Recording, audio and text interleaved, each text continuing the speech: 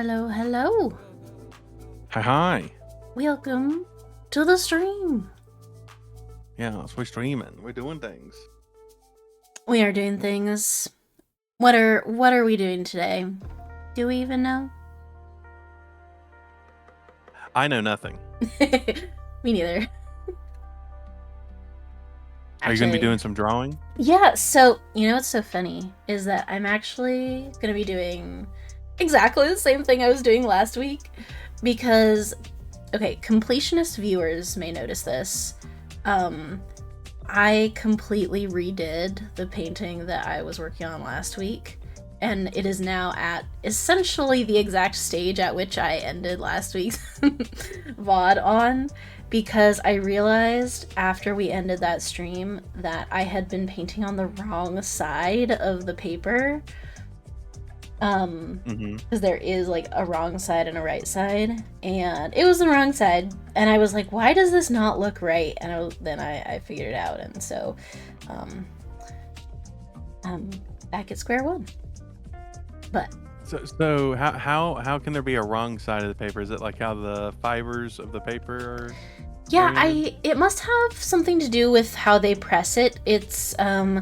It's cold press watercolor paper, which for watercolor paper there's many different like kinds, but with cold press, one of the sides has like sort of the bumpy, like ridgy sort of texture that gives watercolor like its sort of look, and the other side of the paper is smooth, or mostly smooth, and the ridges and bumps in the press like help the paint to like stay wet, and it helps with blending, and it helps with like just sort of the way that watercolors work on the paper. And so if you use the flat side, it's a bit more difficult to get the same effects. And so that's why I'd kind of been confused. I was like, I feel like the paint is acting differently than it usually does. And it was that was why. But yeah. Oh, that's interesting. I don't think I've ever heard that before. Yeah. But I actually like this version better so far, so it's good. I would still rate it as very cute. Thank you. Yeah, she's such a cutie, my little girly. But I'm going to be working on the Foundry module for Break some more, putting like the roll tables and stuff in for whenever I start doing my solo campaign of it. Yeah, that's so cool. I'm excited for that. And depending on how, completionist I want to be with it, I might start putting in more monsters and stuff, because I think it already has some of the creatures in it, I think. Oh wait, actually I don't think it does, so I might do that just so I have a base of stuff. Don't have to put it in as I'm playing. Nice. One of the things that I was debating whether I wanted to do today before I ultimately decided to keep working on this was, I was like, maybe I will make some like TTRPG like battle maps for my Thursday group, because I've skeeted it a bunch recently, but they're in their pirate era, and so I have had like a lot of different scenarios in mind for what I want like to be able to present them with. Like I made yesterday a bunch of like random encounter tables and possible like things that might happen while they're sailing, and so I was like, oh, maybe I'll like do some writing for that, maybe I'll make some maps for that, but then I realized I would have to set up a new Twitch scene or a new OBS scene, and I was like, no. I won't, but maybe next week.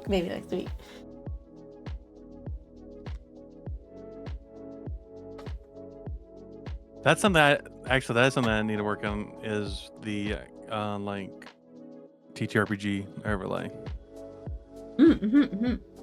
So because like I don't necessarily think I want to run like a long form campaigns.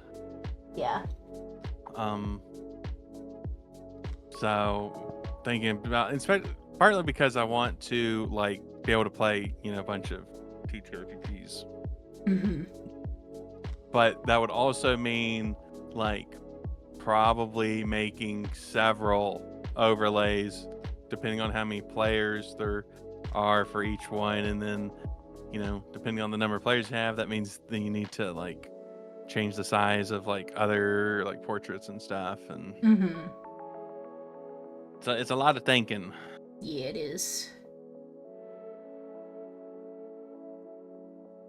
And this dog don't like to think. No, don't make them think. Actually, it'll be easier to manually make this. What if I did this? Maybe it'd be easier if I just got my physical book out, because my screen space is already heavily filled. Maximized. Hi, Rain. How's it going? Oh, hello, Rain. Oh, hello. I missed you. I always miss you when I don't see you for a long time. Welcome in. We're just chilling. Writing and drawing. So obviously I can't show what I'm writing because it's smut, but I might put up Spirit City Lo-Fi later just to have something on the screen while I write very, very debauched words. Excellent. I support it. Oh, I'm sorry to hear you're not feeling well. Hope you feel better soon. Yeah. How dare that germ, honestly. I'll bite it. Yeah. Hey, Colin, how's it going? Welcome, welcome.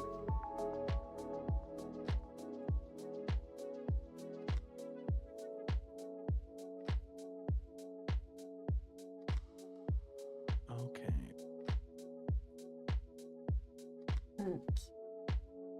Wait, hold on, I forgot to do this.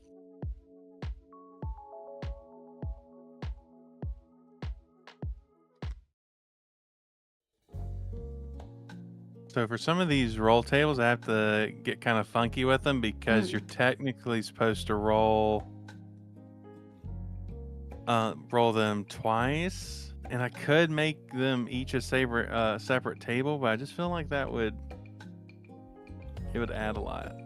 And it'd be better just to crunch them together. Yeah. Rain, honestly, the weather has been fucking me hard. Yeah, and not in the way that is good. Yeah. Like in the way that we don't like. Like my head's about to explode. Well, that's still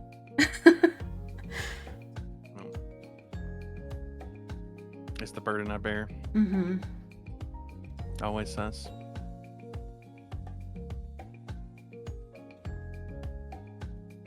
Okay. Put that there.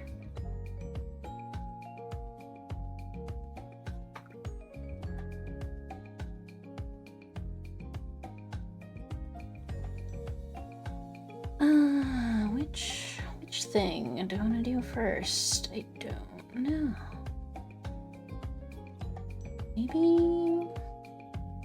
Maybe you roll for it. Ooh. Yeah. Where did I put... Okay, here's my question.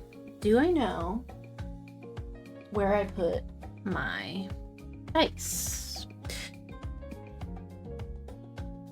When we were gonna play Break that one time, and I was like, oh, I'll get my physical dice, and I couldn't find them. I then, like, 2 weeks later, found them. And I was like, don't forget where you found them. And do I remember? I think I do, but I think it is across the room. Let me go look real quick. I keep my special dice in a special mug, so I know where they are at all the time.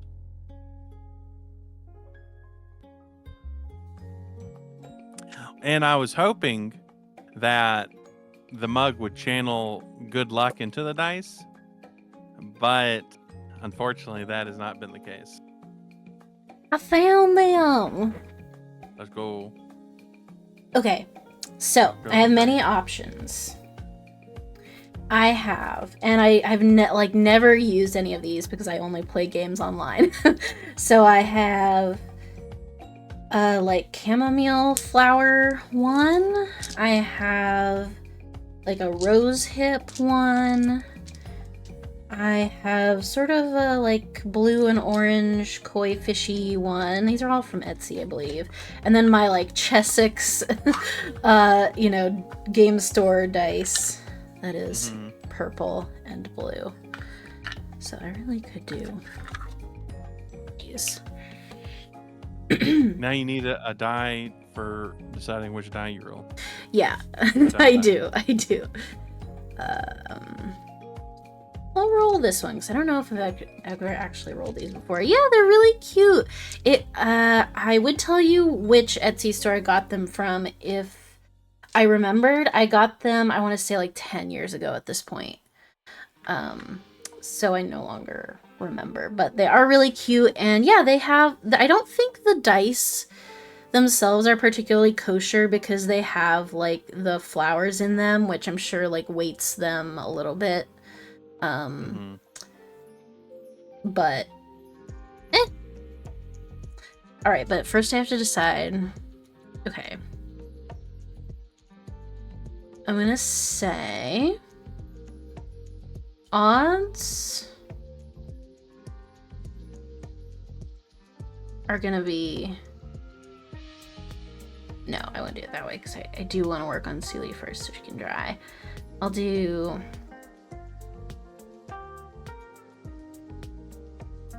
hair, skin tone, clothes, or her little stuffy. I'll just make it 1 to 5, 5 to 10, 10 to 15, 15 to 20. A 6 is her skin. Purple girly. Purple.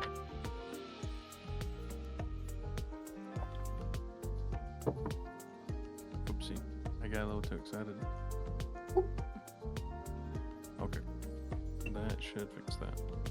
Yes.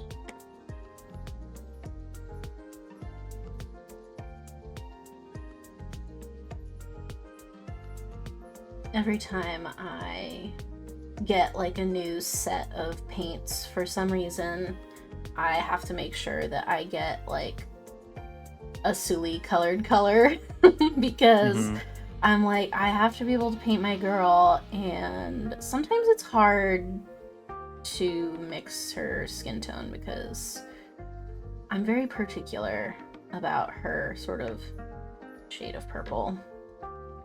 I always have to figure it out a bit.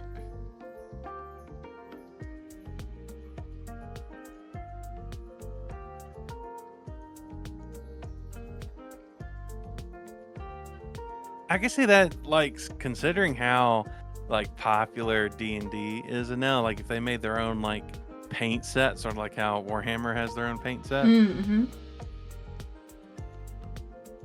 can like have stuff like specialized for all the different skin tones that you tend to see. Yeah, I'm kind of surprised that well, I guess, I don't know, I was briefly getting into mini painting last year, and I didn't see any like D&D specific sort of lines. It was almost all Warhammer stuff.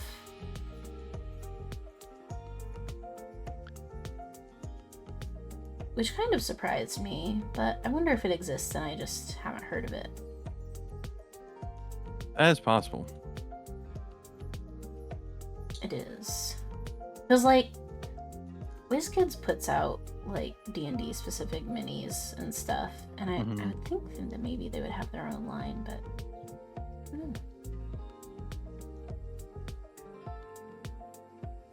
I should get back to mini painting, 'cause it was quite fun. Yeah, it's very relaxing. Last, what was it? It was like, it was June, because it was Pride Month. It was, last, June during Pride, there was like because I have been streaming Battletech for a while, and there was a, sort of Battletech specific, like, Pride mechs, like mechs painted with, like, Pride colors, and I had just gotten a new set of mech minis from a game store, and I was like, oh, I'm gonna make all of them like really cool Pride colored mechs. I did one, and I was very proud of it, and then I forgot to do the rest, but they're still on my shelf, and I should finish them this year for Pride again. Yeah. Because I primed them and everything, so they're ready. They just need to become lesbians. And then smooch. Yeah.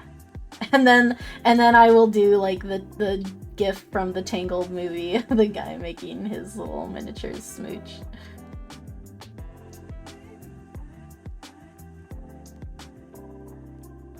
I was watching some friends play is sort of like a Lethal Company like, but it was very gay, and you can smooch your gals while you're playing it. Oh, whoa! What was it called?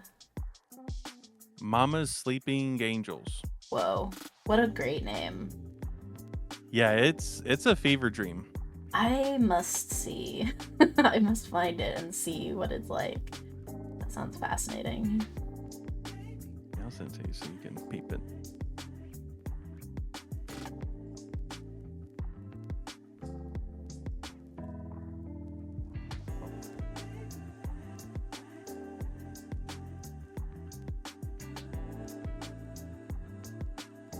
But if you want to get into like, painting, miniatures and stuff, there is Kingdom Death Monster. I don't think I know that. So it's a, what do you call that type of game? A legacy game, sort of like how Gloomhaven, it's like a continuous game that you're playing. It's not like a one-shot board game. But it's really big on the miniatures because it's a monster hunting game with weird monsters. And you sort of like in Monster Hunter, you like hunt the monster and then you make gear based off of the monster's parts. But it gets a little sussy. Interesting. And the creator originally was a pinup artist before getting into Okay. Yeah. Good. That does sound interesting. I will have to look that up. It you just like, hold your heart when you see the price, because it's ain't that just the way? At least for the board game itself, pretty expensive. Like obviously, you could get like a single, model or whatever, to like paint that and stuff without getting into the board game itself. Yeah.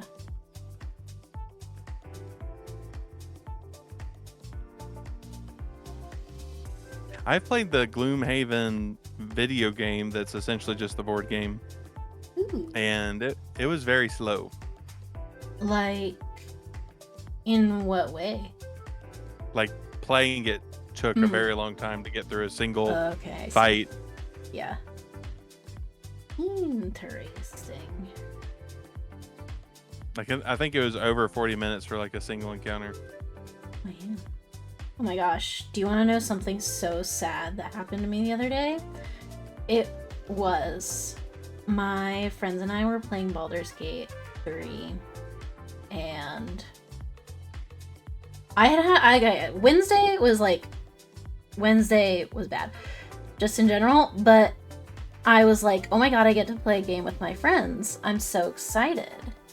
And we were in a part of the game. I don't know if you've played it at all. Yeah, I played that. Got to the final boss. I haven't beat it though. Okay.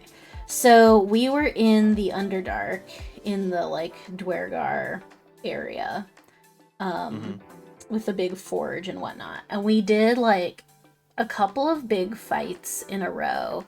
And we were fighting like the big sort of like final boss of that area. I don't know why I'm acting like I need to protect people from Baldur's Gate 3 spoilers at this point, but we were fighting the big like construct. And I accidentally made my character walk into lava, first of all. And we fought and fought and fought. And we tried really, really hard. And we TPK'd when he had 1 hit point left. Oof. It was so insulting. And what made it worse was we were like, oh my god, unbelievable. And then what I realized as soon as, you know, the screen came back was that I hadn't saved in like 3 hours. Oh no. And we were all just like, okay. We'll go to bed.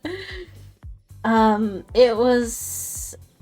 I just about died in real life when I saw that. I was like, I'm the worst gamer that there is. I am okay now. I can laugh about it now, but that night I was just so distraught. Yeah, it's understandable. I've stopped playing games for that reason. Oh, really? Yeah. Yeah. I was playing the Shadowrun RPG, and I'd played it for like 4 hours and realized that I had not saved it, and there wasn't any like autosave that had happened, and yeah. So like I didn't even realize it at the moment. I stopped playing it, and then when I came back to playing it, there was no save. It might have been like a cloud issue, like it was trying to save the cloud and could be. Didn't, whatever. It's back when I had really bad internet, so that might have been the issue. Yeah, I can really take the steam out of you though.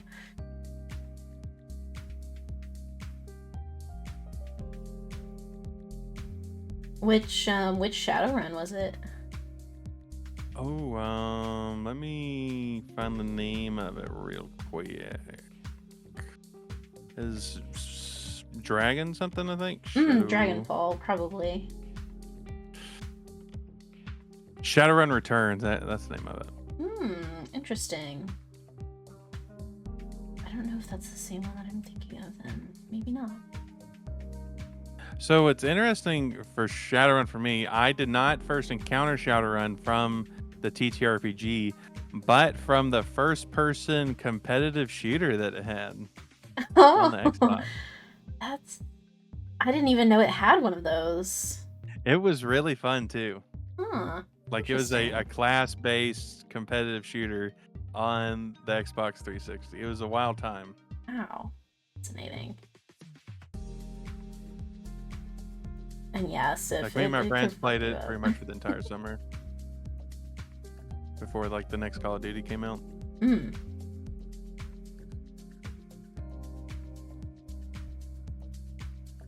I didn't know that Shadowrun was a TTRPG until I played the like PC games, the CRPGs. And it was, I think I played... No, I did start playing the CRPG before or after I knew what TTRPGs were, but I wasn't like immersed in them yet, and so it was sort of an early discovery. But I have never played it.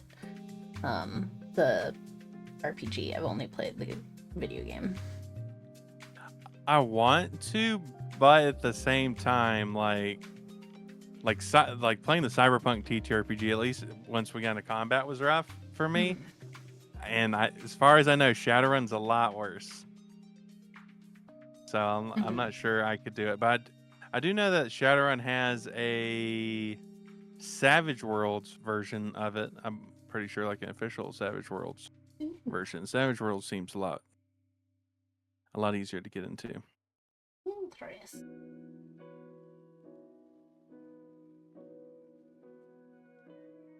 But I do like the mix of fantasy and cyberpunk. Yeah. Conceptually.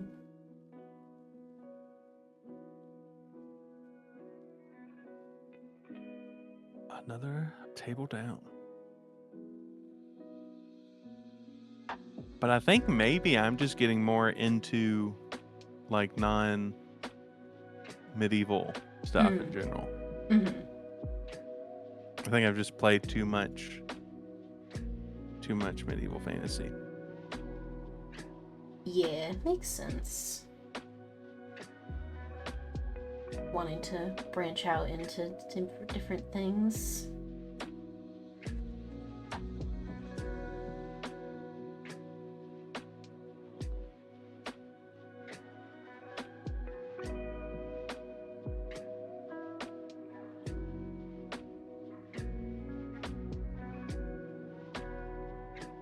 But I mean, that being said, I'm planning on playing a lot of Break, which is what I wouldn't necessarily say it's medieval, but it is, you know, it is fantasy. Yeah.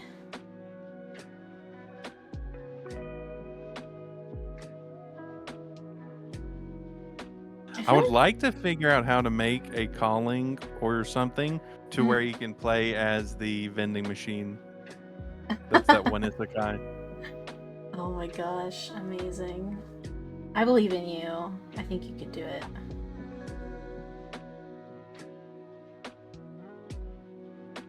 Well, I mean, hold on a second. So, you could theoretically play as a biomechanoid factotum.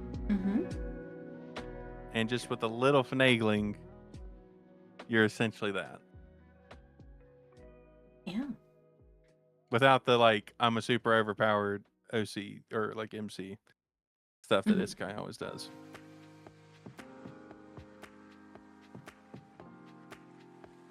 Yeah, I feel like you could do that. Well, I think it's funny about isekai is because it parried itself so much that even when the character specifically, I'm not the overpowered, main character, they're still like, oh, but I have this broken ability that makes me the overpowered main character. Yeah, Like, I am still super special and awesome though, because I am the main character.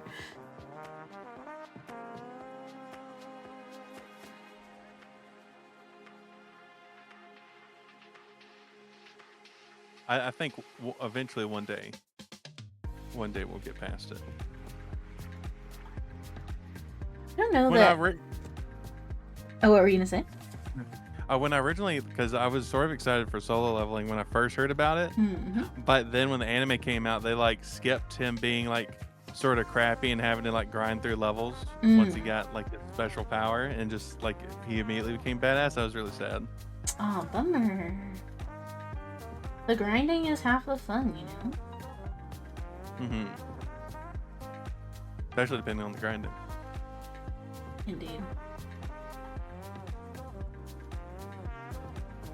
I was just gonna say, I don't think I've ever, like, seen or read any isekais that I can think of. I mean, well, actually, no, that's not true. The only one that I don't usually think of as an isekai, but totally is Escaflowne. Yeah. Which is, like, the best anime ever. Yeah, it's got the dude with the giant sword that fights the mechs. It's got mechs. It's got giant swords. It's got normal sized swords. It's got people who conceivably should be in a throuple and you can just sort of pretend that they are. It's got cat girls. It's got magic. It's got Isaac Newton for some reason. Evil Isaac Newton. Yeah, Rain, I'm here for the Escaflowne mentions, you know it. And it really just has everything that you could ask for. And you know, I think Break would do really well with the like Escaflowne themed. Oh, totally. Yeah, the vibes are very similar. I know Ray is working on mech rules, Mm. so that would be even more. Fun. You know, you can already sort of do mechs Mm. in Break, but he's working on like more specific Nice. mech stuff. I've watched a little bit of it. I never finished it. I definitely knew that.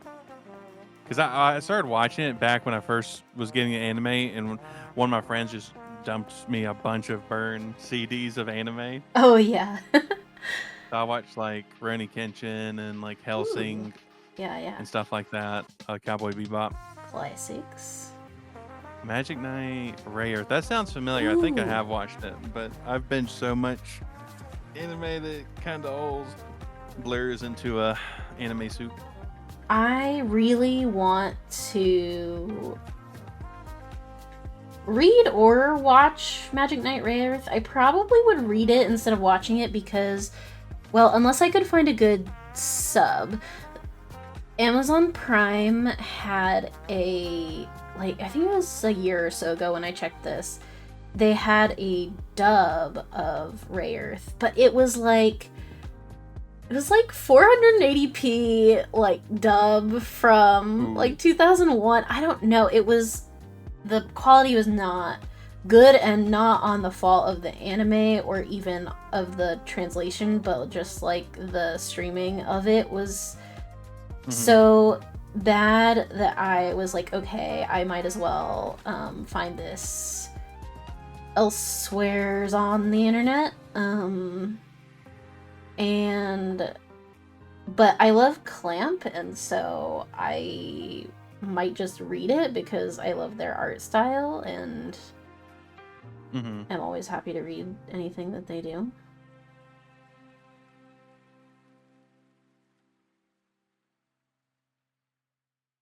Oh, it's still on YouTube. Ooh, on YouTube. Interesting. I'll have to look. I've been spending some of my free time trying to find an anime that I watched that it was a like short form anime where each episode was, I think, like 10 minutes long. But it was a sort of like dungeon fantasy. It was starring 3 female characters, and one of the characters was a masochistic knight that I am nearly positive is what inspired Darkness from Konosuba, and I cannot find it for the life of me anymore. Oh my gosh, I'm so curious now, but that doesn't sound familiar. I hope you find it. Yeah, it was super obscure. I found like a single Reddit post that brought it up, and then I was like, oh, I have to watch this, and I did, but now I can't find it anymore. Oh no. I'm gonna have to spend like an autistic weekend searching for it. I'm not sure I have the time for that anymore. I get it though. I wonder if there's there's probably like a subreddit or something where you can just be like, here are all the things I remember about this thing. Does anyone know what the hell I'm talking about? Yeah. I know they have that for video games. I need to post a video game on there that I've been thinking about for many years that is from my childhood, and every time I try to Google search anything I remember from it, I'm like, I don't even know if this game existed. None of these things are like ringing any bells.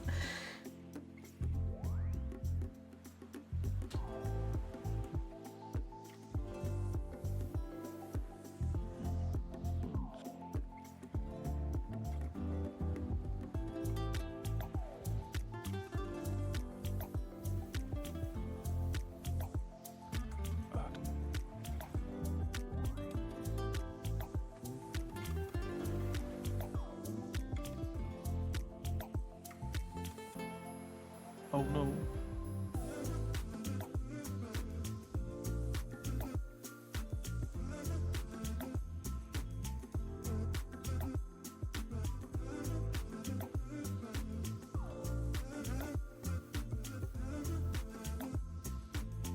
Another anime I've been wanting to rewatch is Slayers.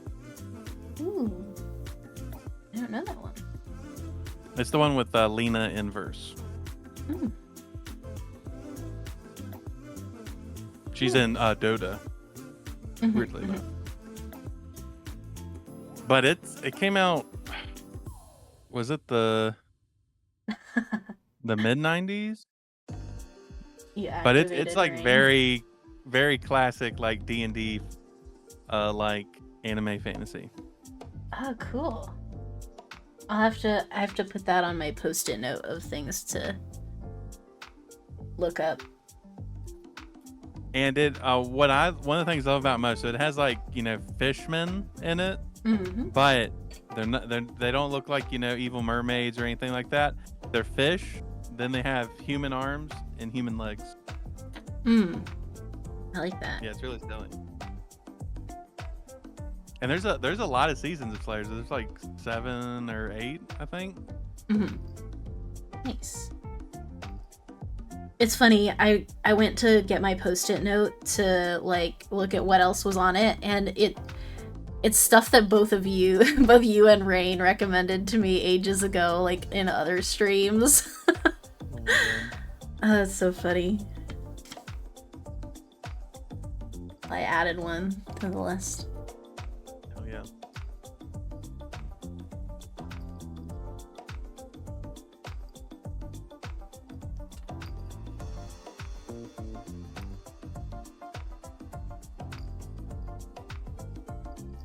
But yeah, that sounds cool.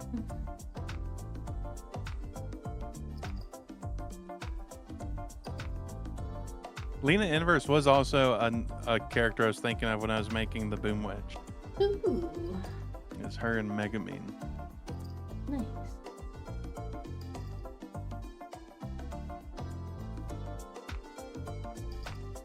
Oh, okay. I might have been thinking about the movies. Because I have not watched all of it. I've watched the seasons of Slayers, but I haven't watched the like movies and OVAs and stuff. I tend to avoid finishing watching stuff because then it'll be over and then I'll be sad. Yeah, me too. Oh my gosh. Same hat. I do that too. I do that with video games as well, unless I'm streaming them and have to finish them for the, you know, completion of it all. But if it's just me, I still have never finished both of the Fire Emblem games that I started playing, and probably some other stuff as well.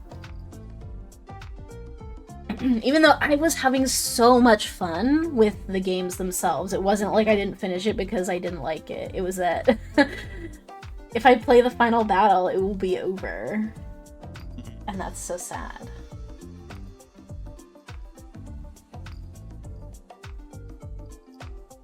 The other thing I'll do is if I do finish an anime, that means I'll have to rewatch it, and or not just anime but shows, like, and sometimes that's really bad because when there's 15 seasons of Supernatural and you have to rewatch all of it. Yeah. That is partly why I've never started One Piece.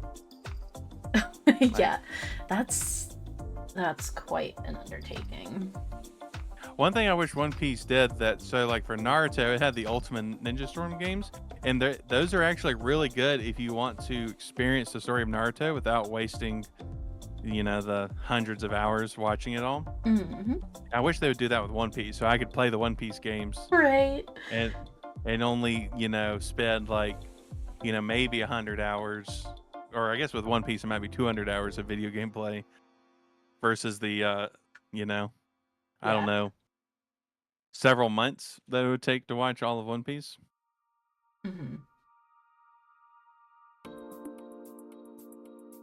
Tales of Basaria, is that like part of the Tales of I'm blanking on, it was like in my head and then it immediately left my head. Symphonia, there we go. Is it part of that series?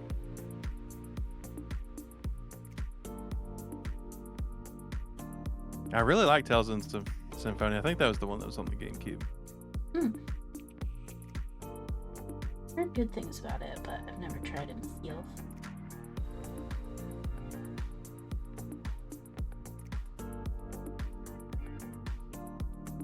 I want to get back into JRPGs because that was pretty much what I mostly played growing up until I was introduced to Halo, and then I started playing mostly FPSs. But I want to get back to doing that. It's just that they take so long, and at least back then when I was a kid, it was fine if they took so long because I didn't have that many games.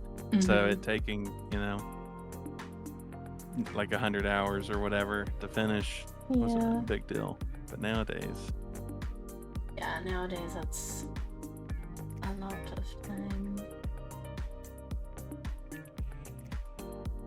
This is why I like one of the things that when I sort of like do my new model and try to do like sort of a channel overhaul that I'm planning on doing, I really want to try to play like more short games so that I can fit in just like more things, because I know that I have like a lot of games that are in my like TBR that are really short, like either a couple of hours or like 10 to 15 hours or something.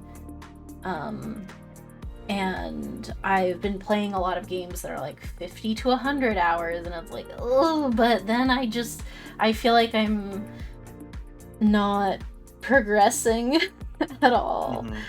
So I want to try to get through some of my shorter games because I really do want to play them, and I just have not gotten there yet, and I want to do yet.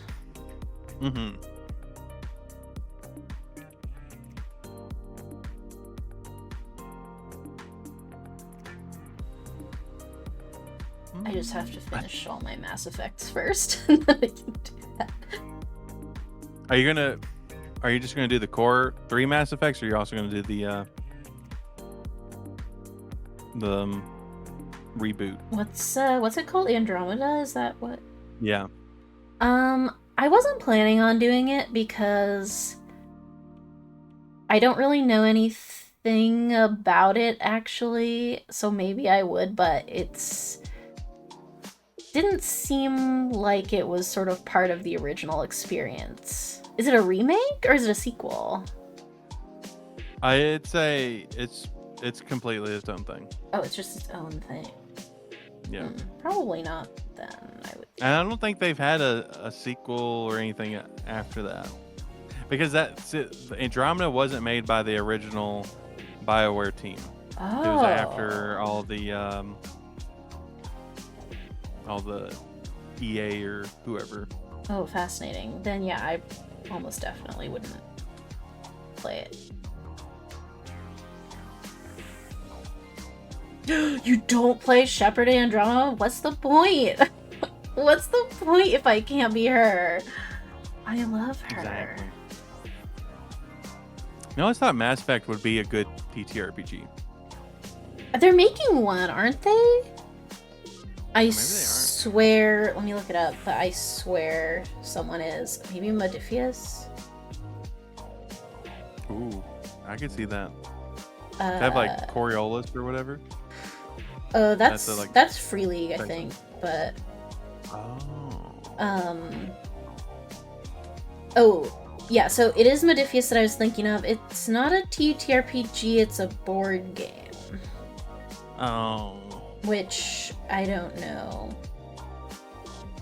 much about it, but that is what I was thinking of. Because I get their emails, and I just remember seeing that they sent me an email that had Mass Effect something in it.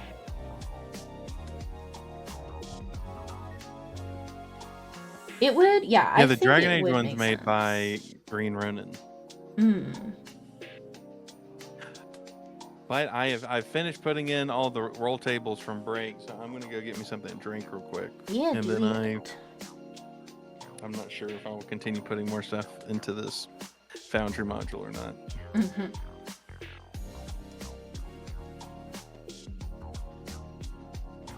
I should also hydrate while I'm thinking about it. Gotta drink that water and the coffee.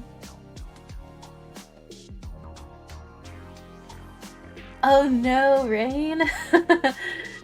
I feel that though. Have you ever been like on a quest to find something at the bookstore? Because I feel like I have done that where like there's a particular book that I want and like I just look for it at every bookstore that I go to until I eventually maybe someday see it. I know that would have been a good universe. I'm sorry that it didn't happen for you, but maybe it will in the future. Who knows?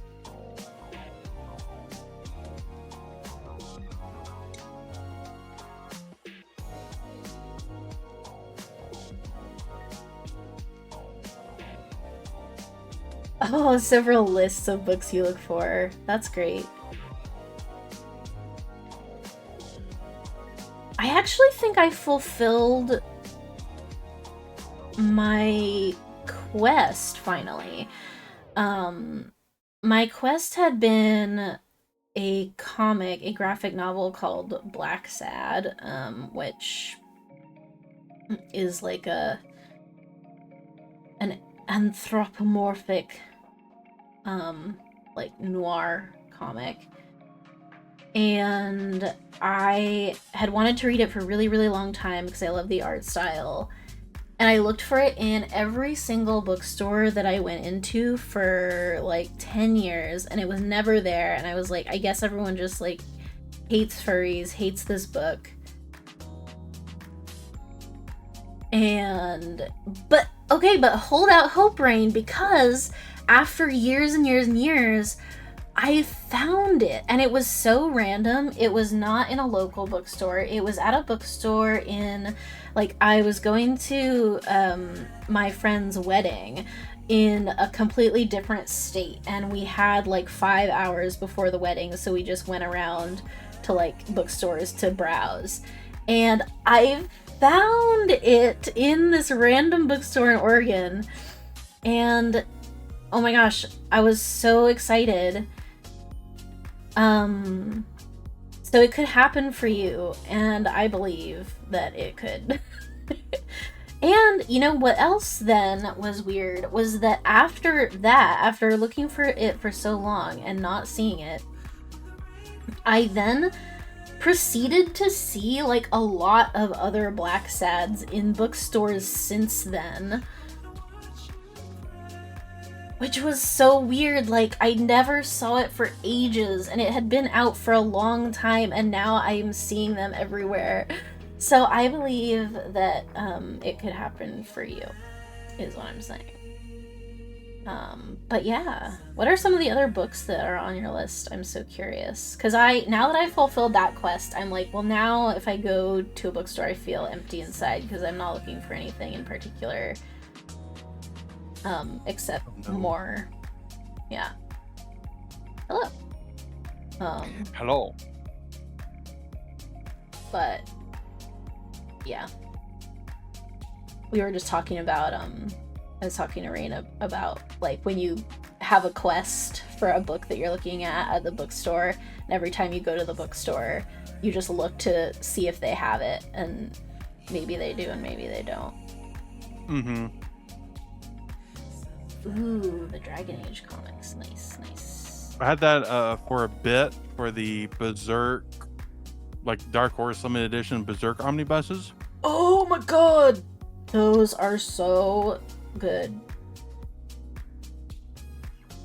That is what, for some reason, that is like what my library has as the main sort of source of reading Berserk at the library.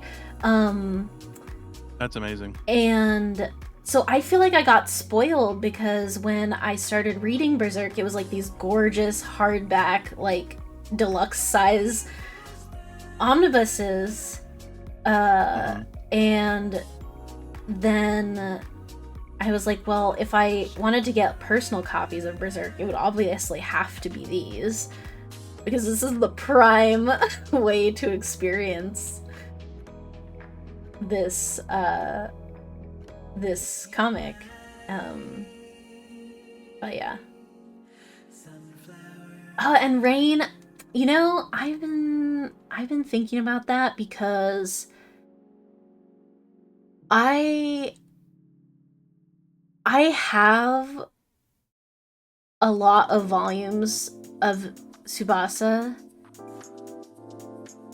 and I wonder if maybe you would want them.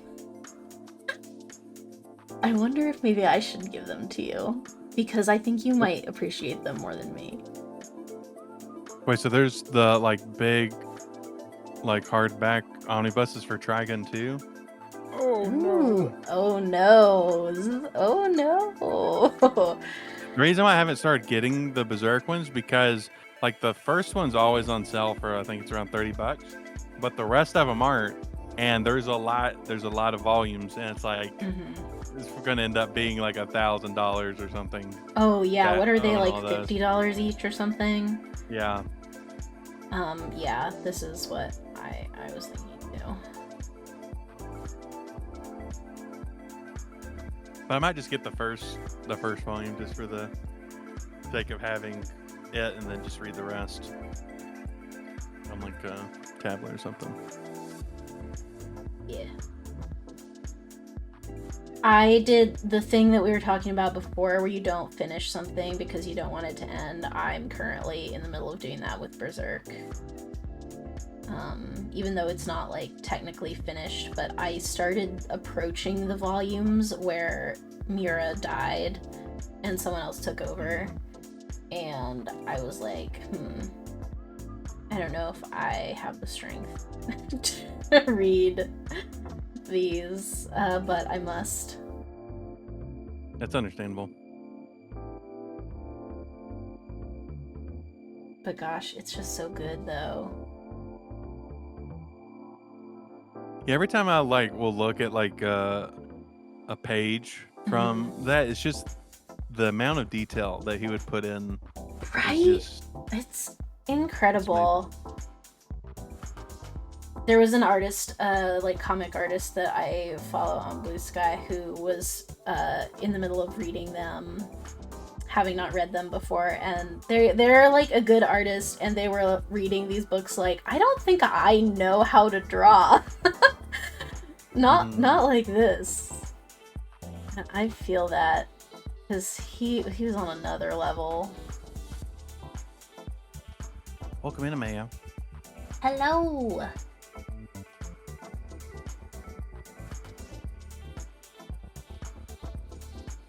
Oh yeah, gotta keep that streak.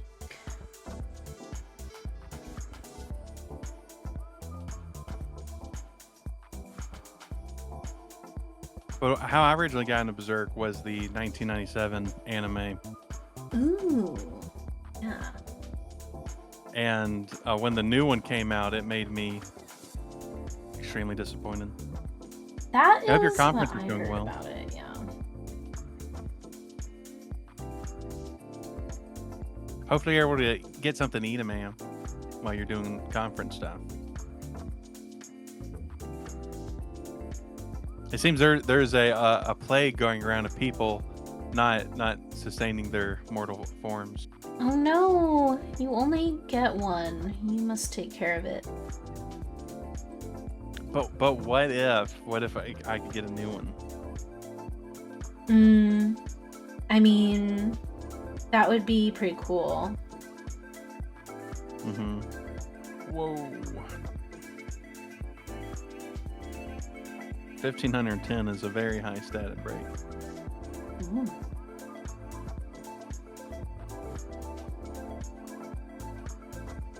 Wait, pick or drag abilities? Is there abilities in here? Let's see, compendium, abilities.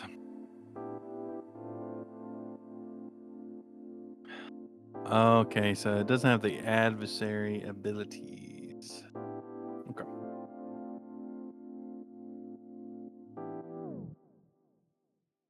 Can you not manually put abilities in?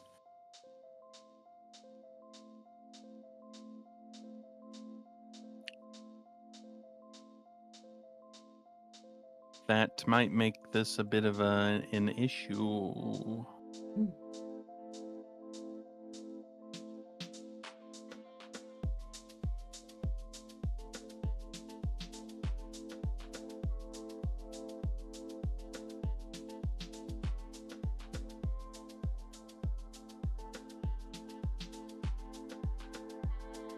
Well, I guess it was good that I decided to mess with this now, just so I can understand how it is wanting to be done. Mhm. And if I can't even put the monsters in with their abilities. Okay, that did not copy well.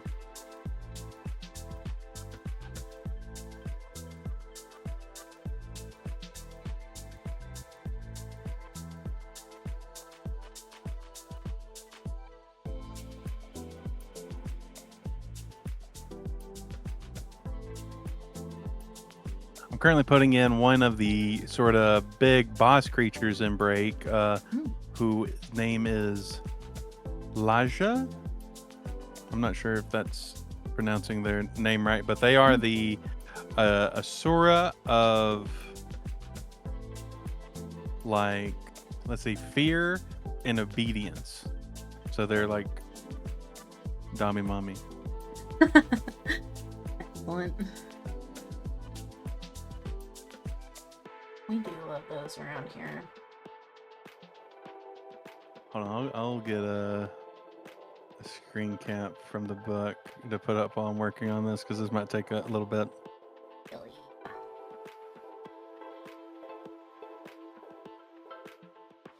Oh, I just realized something I could do is, since I'm not using YouTube Studio, I can look at your stream on my phone. Hee hee. Since it is currently not occupied. So we want image.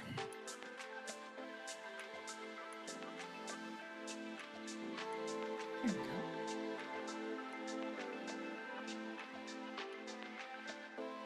Okay.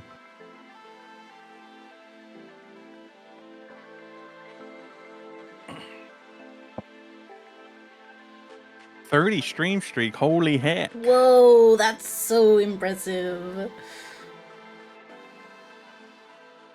Nice. Okay, John Twitch, don't ban me. I know you see some animated woman hips. I know that's scary for you. Don't be scared. But it's just so people know what I'm working on. Right. It's for science. Don't even worry about it.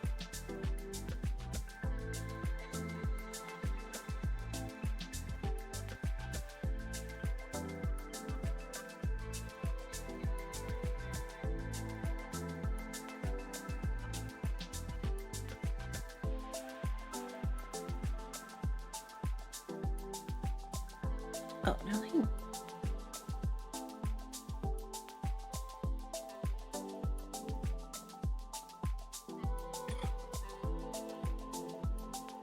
These allergies are trying to take me out. Oh no.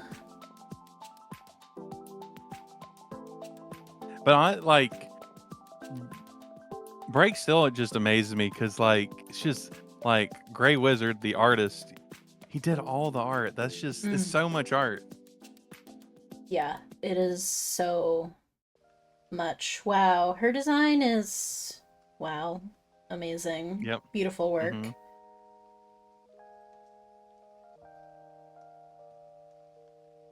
I guess I could also do the main one.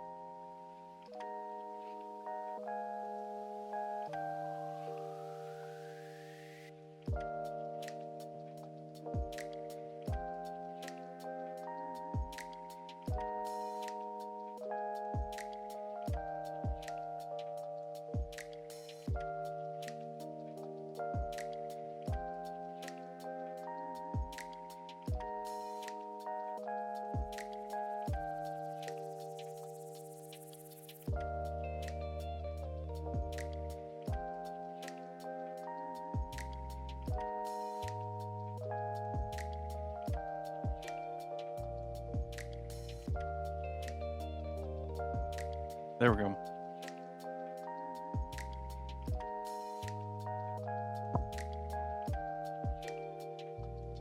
my god. I'm gonna look closer as soon as I finish this one little part, and then...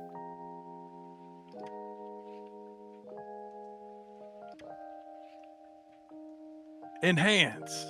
Yeah. For reals. Please enhance.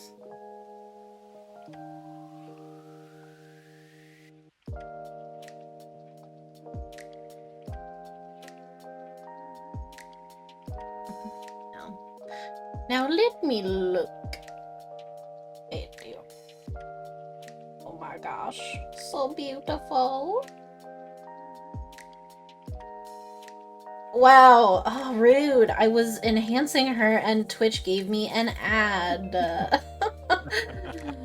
How dare you? Honestly, that is... John Twitch did not want me to see.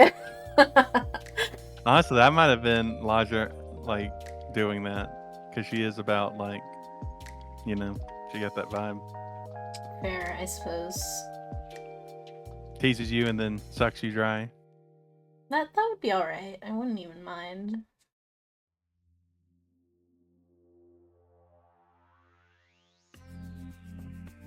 Okay. Let's see, where is yield?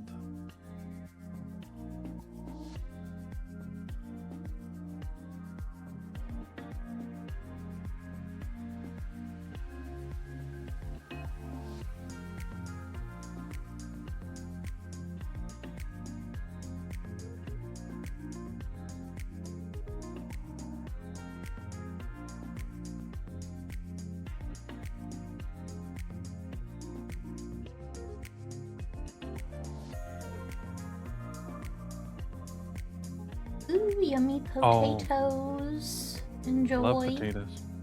What manner of potato are they?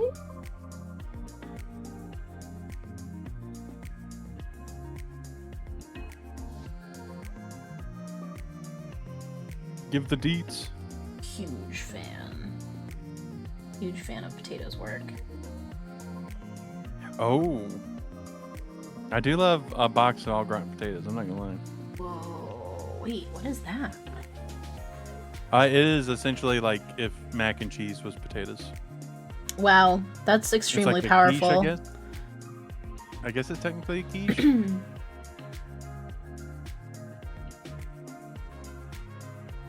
Well, that does look quite delicious. I'm so happy for you. For a second, I was thinking maybe you were talking about our Zora here. Both. Both can be true. It is not one or the other. Oh snap, the cheese powder. Hell yeah.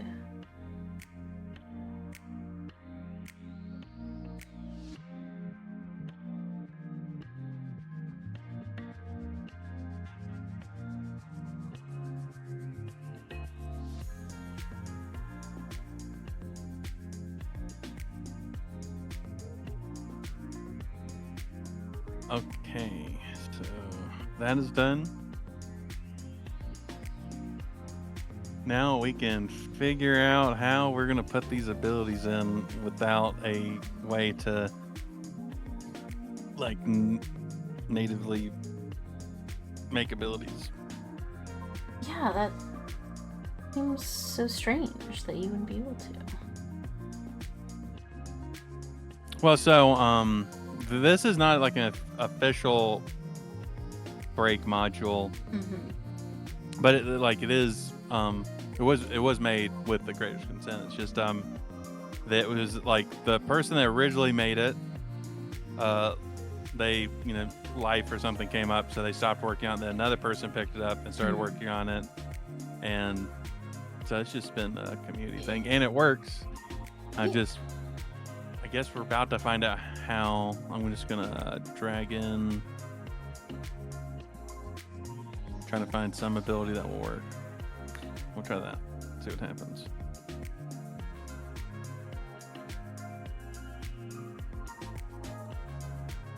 Okay.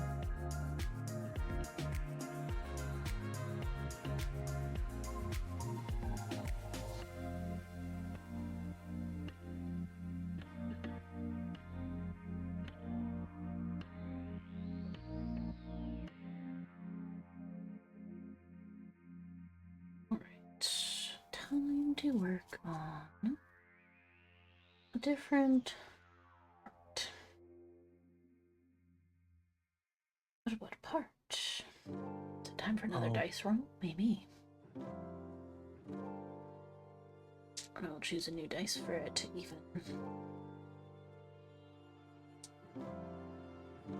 It's also possible there might be something I don't know. Maybe there's like a monster important because there are some like adversary creator things that people have made, and maybe it's meant to use that. I'm a dumb puppy.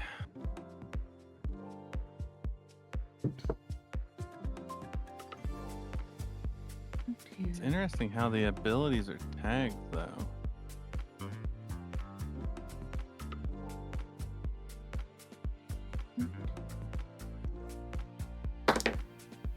Oh, I just rolled a natural 20.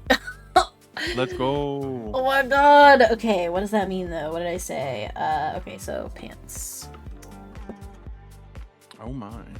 I really can't believe I did that. I should have rolled that last night during our game, but that's okay.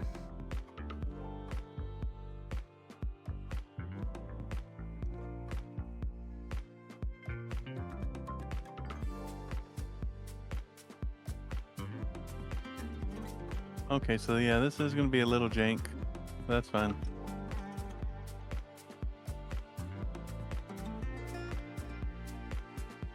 The scuff pop isn't against jank. Mm-hmm.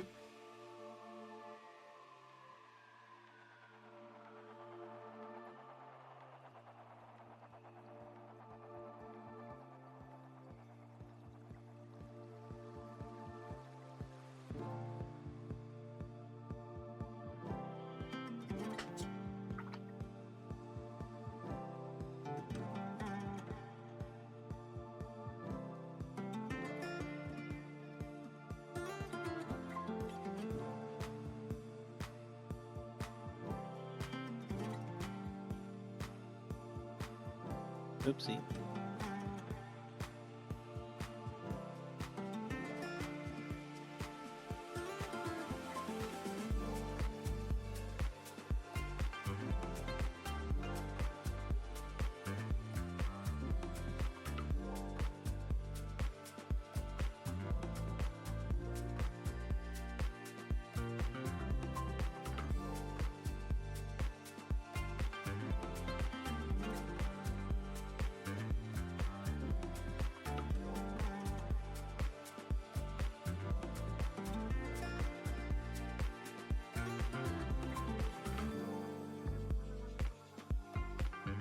Something I need to do, I had made a bunch of monsters that were based on Obajima, but I wanted to switch away from them being as tied to that because I don't really like what Obajima is doing for stuff.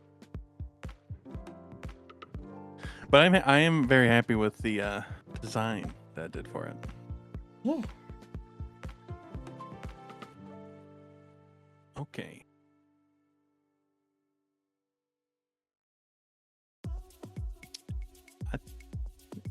Oh God. Please. Bless you. It's like I'm getting allergy gotcha. Oh no. That's not very fun.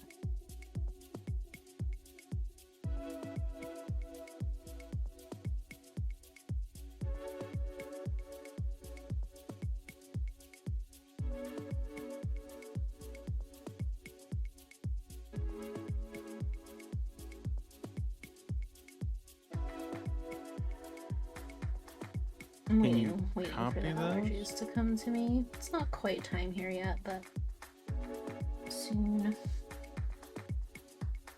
will happen. Oh no. Usually like, yeah, April or May or so that they come for me.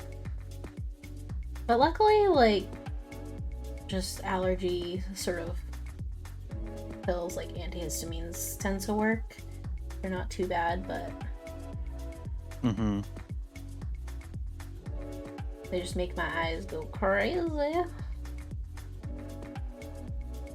And I need those to see. Mm-hmm. Allegedly. Mm-hmm. Allegedly.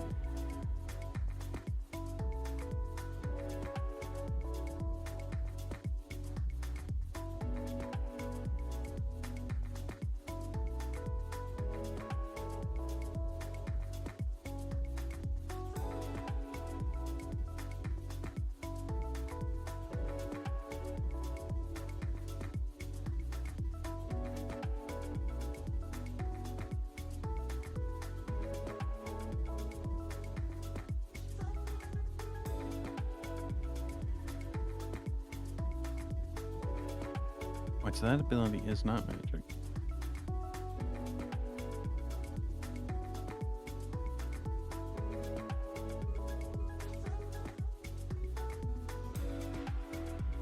Degrading presence. I'm sure no one's into that. I was just about to say something similar, but I couldn't quite figure out how I wanted to word it.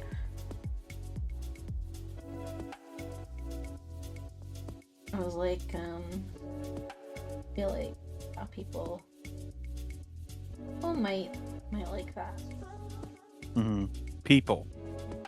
Other people. It's not not for me, obviously, but other people. That rogue down the street, yes, but me? No, I'm a good paladin. I'll stand by that.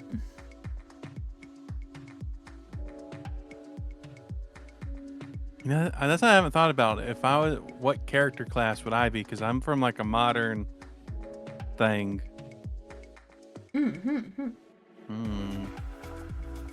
Probably a barbarian. Nice. Barbarians are awesome. But like a yandere barbarian. Oh, that's good. Yes, look at it. Oh yeah, so pretty.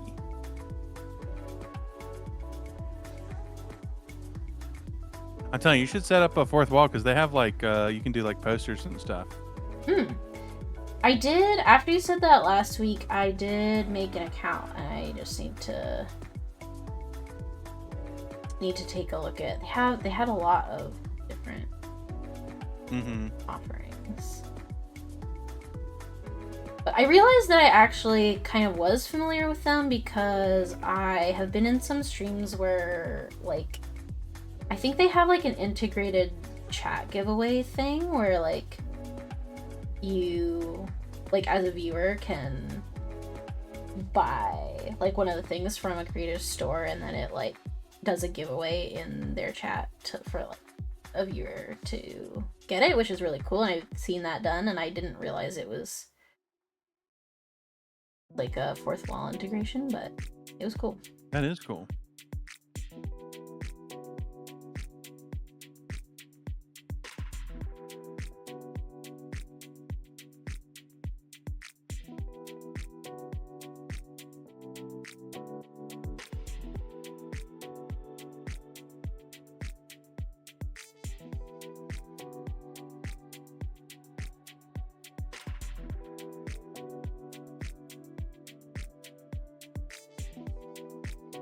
I have some stuff already put on it, but I wanted to add some more before I like made it like live.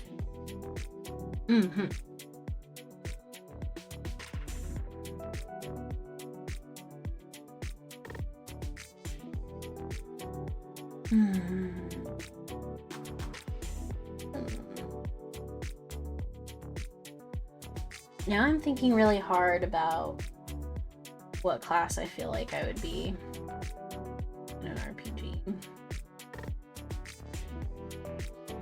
of the sort of traditional classes. I feel like, I don't know, maybe this is just because my character was a wizard, but I feel like maybe wizard or cleric. You could be a bard that paints. Maybe. I don't usually feel like I've got any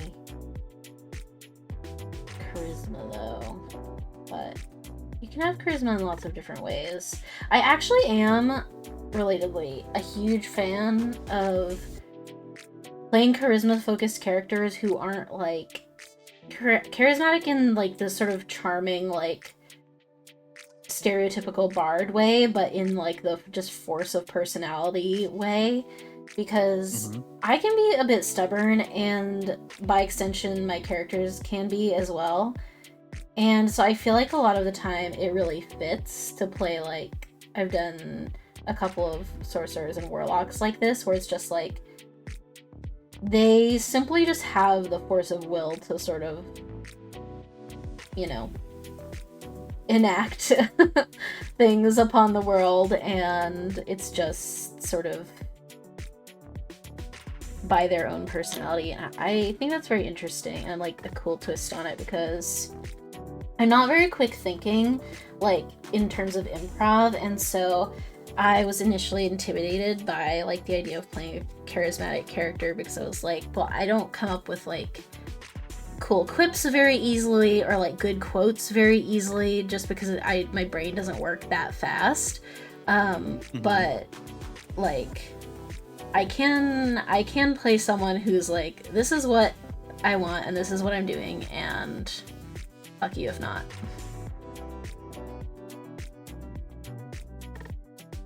Okay, hear me out. So I was actually thinking about this, not related, but it could have worked. So I was wanting to make a calling, or that's what Brick calls classes, for a magic character that their shtick is that they have a large brush that they use to cast magic. Nice. So maybe that. Yeah, that's cool. Oh no.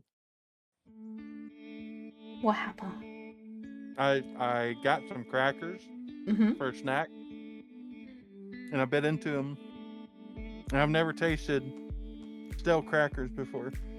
Oh, not sorry. this stale. These are very, very stale. Oh no, that's sad.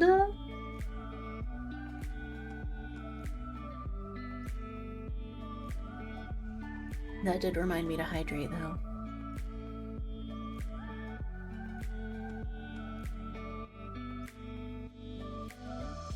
Oh god. Wow, that must be really stale. That's like the worst thing I've tasted. Oh no. In years. Wow. That must have been really bad. Yeah. Oh god. I'm so sorry. But anyway, maybe that could be like a fun thing to do as I start working on that. Yeah, that sounds like it'd be fun. Have you ever heard of the game Chicory? Chicory? No, that does not sound familiar. It's a video game, but it's about a little, I think she's a little dog character who has like a magic paintbrush, and it's like a black and white video game, but then like she goes around with her magic brush and like colors in the world, and there's like a story, and that's what that reminded me of. I haven't played it, but my partner played it and said that they thought I would like it, and that's what it made me think of. Oh, I see. Chicory, a color for tale. Yeah. Yes, Colton, the suffering never stops. That was a really strong cracker. Like, it looks completely normal. But that's what it wants you to think. If I get sick later, we will know why. I hope not. That would be too sad. Yeah, I'll put that on wish list. I got inspired to do like that kind of mage character from.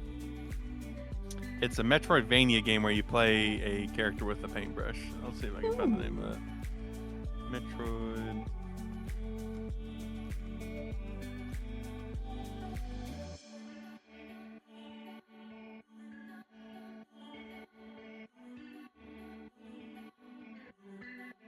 It is Constance. Alright. I was not expecting that to be the name of it. That's a cool name. Oh my god. Cow Raid. Oh, welcome in, everybody. You know, I don't think I've ever heard how you pronounce your name. Is it Ray? Is that a way to pronounce some of it? It's good to see you. It's been a bit since we talked. It's been busy times. But yeah, I hope you had a good stream. If you need a raid and run, you know, go take care of yourselves. We're just doing some co-working vibing. I'm working on Break, which I know you've heard me talk about. Okay, well, I'm going to call you Ray, or I can call you, you know, like a cute pet, if you'd like that. Like a little pasture puppy.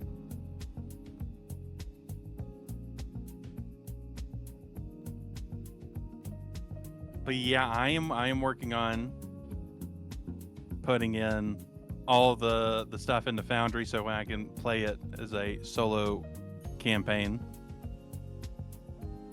And my friend here, Luna, is doing some very, very beautiful art. Thank you. Yes, I'm drawing my D&D character for our 5-year campaign anniversary.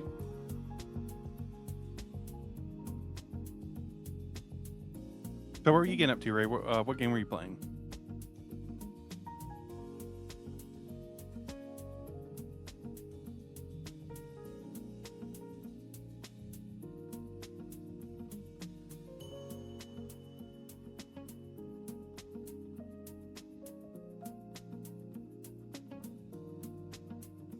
I've been hearing a lot of good things about Slay the Spire 2. I need to get it at some point so I can join in. And it's multiplayer, which is really cool. Yeah, I also want to do that. It sounds really cool.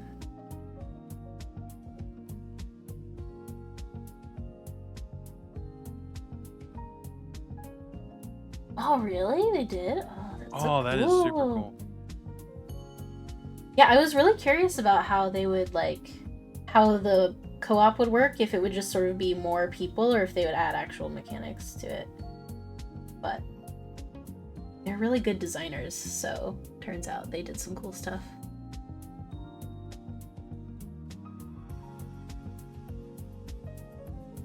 Oh, that is super cool. Isn't one of the characters like a hot skeleton lady? I think that's her with the big hand. Oh, okay. Because I'm a little bit obsessed with her. Art. I think she has the big hand that's like, I think it's her hand that she like detached and gave some form of independence. That's super badass. I'm aware of the silent one because I did play a lot of the original, but I do like the new characters that I've seen. Mm-hmm.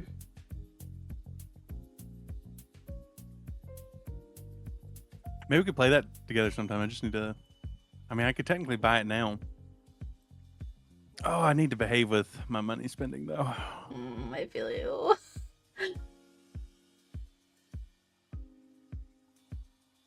I've definitely been like craving getting it though, because it looks really cool.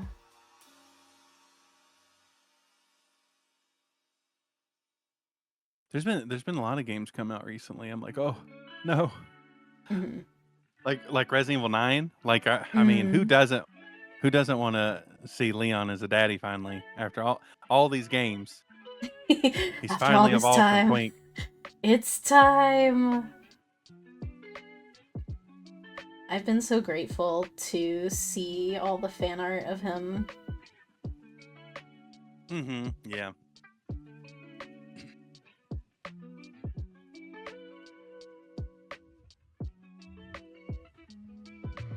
Right, I'll make sure to hit you up. I've been kind of there was like a big winter storm, like 2 winter storms that hit back to back that sort of wrecked my schedule, and I've been terrible at keeping up with people. Wait, a colony sim with D&D? That sounds really cool. Ooh. What is that called? I'm curious because that sounds like something I would be very too.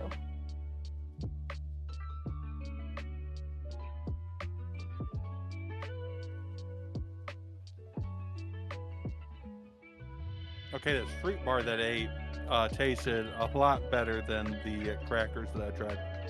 Okay, that's good.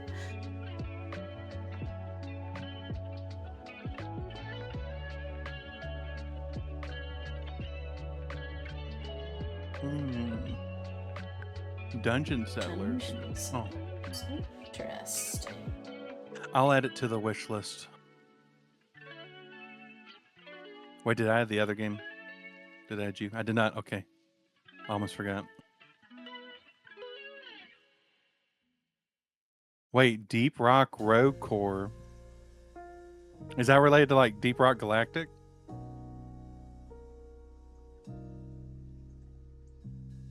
Dungeon Sellers. Oh no, that's dangerous. That's so dangerous for me.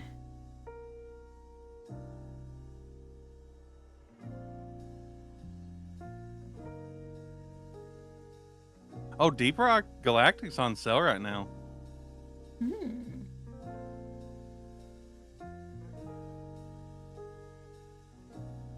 Oh. I'll have to check that out later. Oh, this looks so cool. What the heck? I'll add it to the wish list.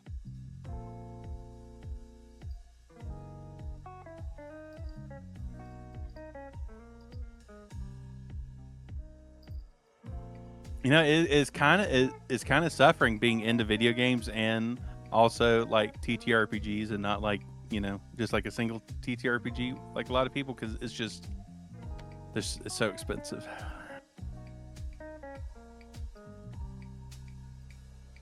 Like, I wanted to get Legends of Akaroth, which is the new cross-pass things that Hime's been doing a lot of stuff for. But it's like I'm already backed Dollhouse, and I try not to like spend money when I have like a Kickstarter open that hasn't fulfilled yet, because there's been a couple times where I end up getting a little too excited about buying stuff, and then I realize like, oh wait, actually I haven't given them the money yet for the Kickstarter.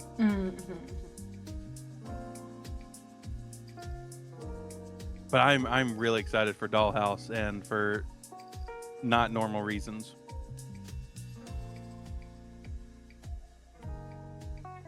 Because I know so many people they're into like doll play, and that's kind of the whole game. That's exciting. At least the core gameplay, you play as the managers, and then you sort of loosely play as the dolls. But I think it'd work just as well as like having, you know, people playing just as the dolls, because you know they want to be a doll. Yeah. Yeah, that's how they get you.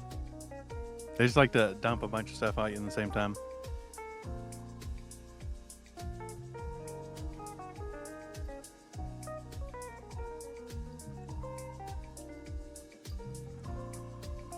Honestly, that's one thing I like about Break, is that they really do take their time on releasing stuff. So I don't necessarily feel as pressured.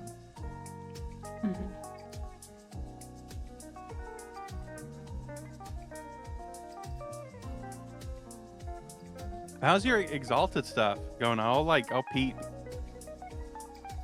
I'll be peeping you talking about Exalted and be like, that sounds really cool, but at the same time it sounds like it sounds like a lot for my poor dog brain.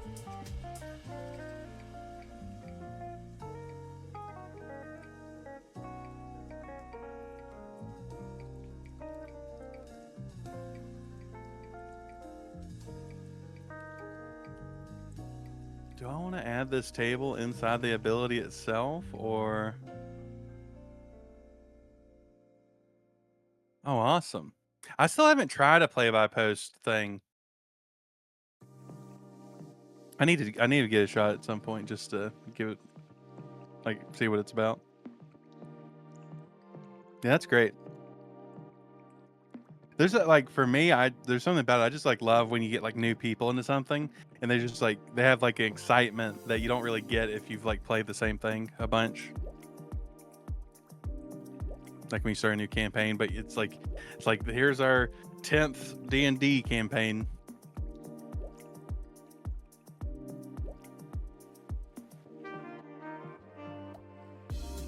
Yeah, honestly, I'm a really big fan of like stunt mechanic stuff. I think it was Green Ronin's. It wasn't Dragon Age. It was Fantasy Age or whatever. But it had like a stunts mechanic where if you rolled like a good enough crit, it wasn't just that you did a cool combat effect, but like the moment itself was like talked about, like you know, almost like like a story that spread around in setting, which was really cool.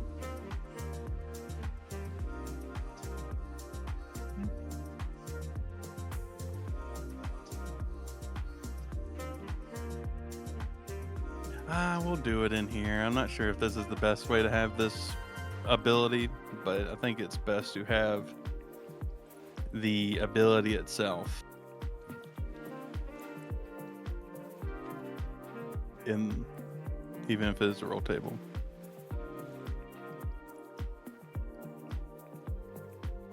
Oh, the formatting.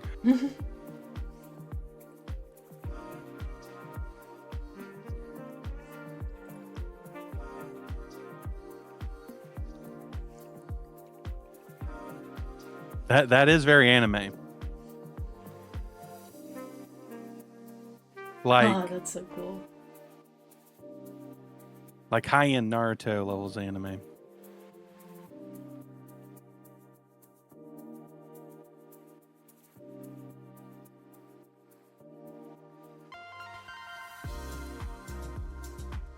I should give that a try at some point. Be a player. I'm not sure if it's the type of game where I'd be good at GMing it, but oh, you're totally fine. You can bother as much as you want. But I know you live in the future. So, if you need to go get some sleep or go eat or whatever, go take care of yourself. Yes, the future cow.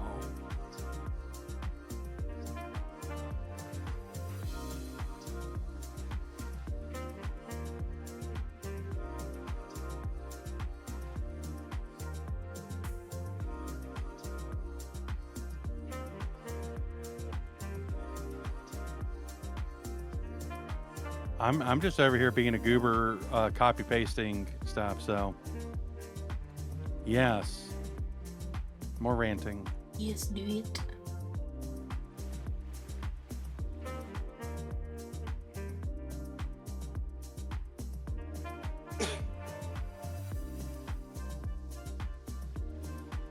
So, one thing I realized, because I thought it's kind of weird that my mic does not have a mute feature, but it does.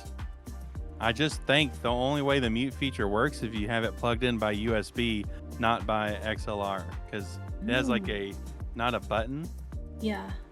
But it has like a little, I don't know, sensitivity pad that you like swipe, and it's supposed to be lit up, but mine's never been lit up, and that's because I think it's because I've never had it plugged in by USB.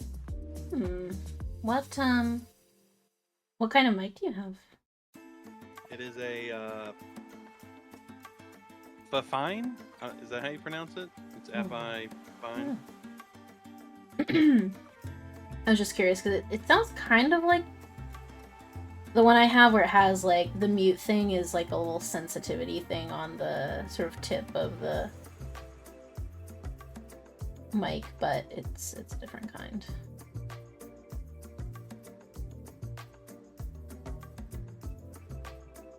Yeah, I ended up getting this one, and it had it and a new boom mic, because I needed one that wasn't as big, because my current desk, I got this desk thinking that it was the same size as my current desk, but it just had a little extra like L added onto it, but it's actually not as wide. So I have a little bit less space. So I needed a less big boom mic. Yeah. But I'm slowly starting to get used to the size of this desk. And it's honestly, it's probably best that I don't have as much space, because then I tend to cram stuff.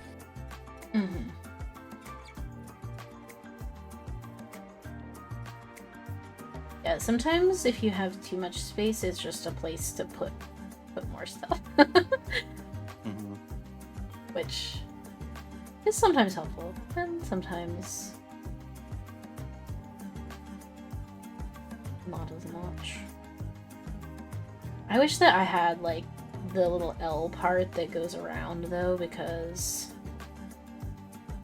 I need like one more little area to put all of my little drinky drinks and stuff.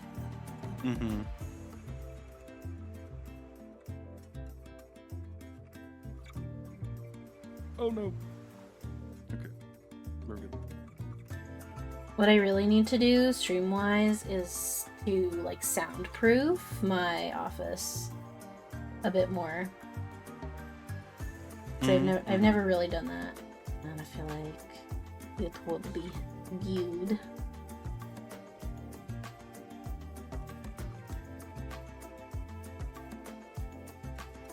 I think mine's good just because it is my bedroom, so I have a massive bed that soaks up a lot of sound, and then I have blackout curtains next to me that also suck up sound. Yeah. But at the same time, like when I did my like first stream, and my audio setup was like had a weird reverb to it. Yeah. And people were like, "Oh, it sounds fine." So I'm like, if this sounds fine when it's completely scuffed, then it's probably fine when it's not scuffed at all. Yeah. Sounds good, generally.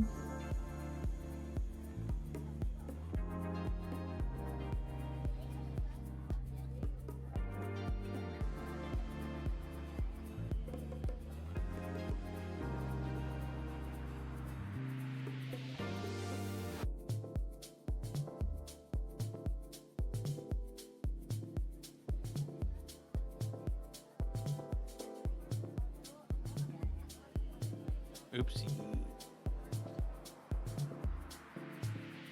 Okay, this may take a really long time if I'm going to be putting in all of the abilities.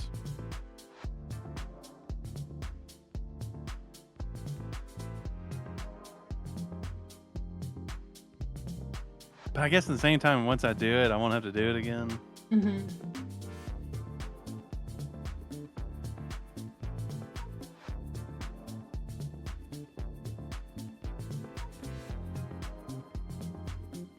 Okay, we're going to save this and we're going to see.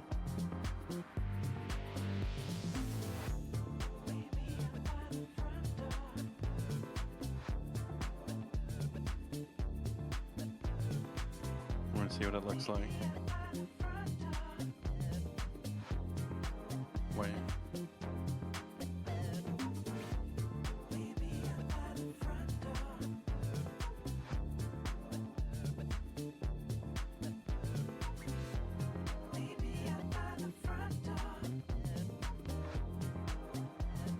Okay.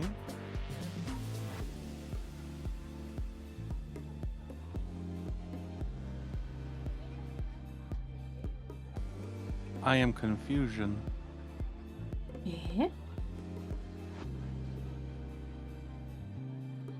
It didn't post the ability. At least it didn't post how I thought it would.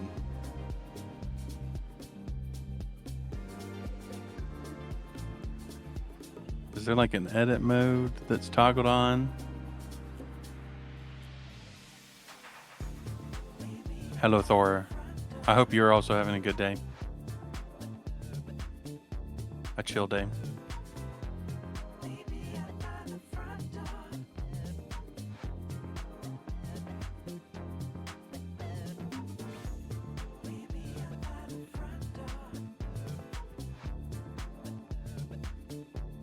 Hmm.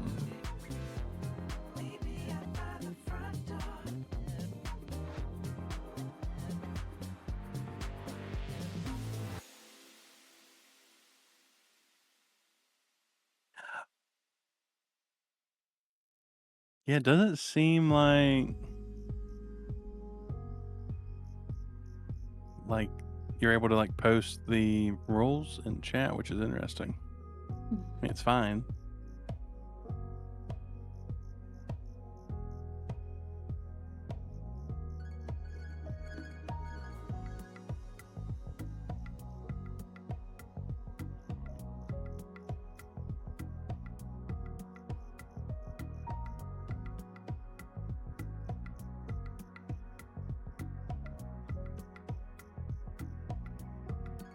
Oh, I hope the snowstorm passes as soon as it can.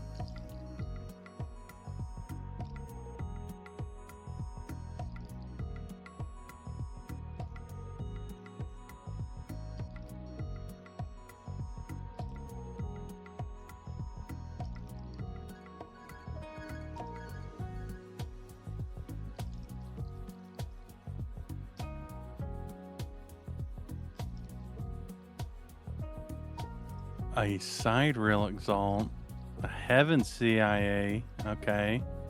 Uses passive martial art that lets her get social checks in, and the weapon used in it is an umbrella. It goes so hard. Yeah, that's really cool.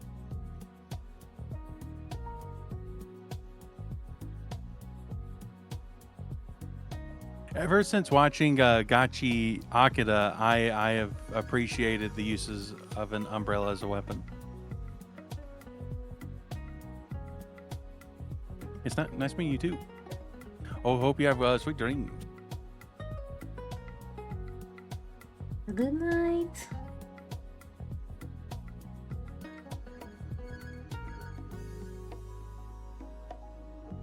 Watts appreciates the head pats.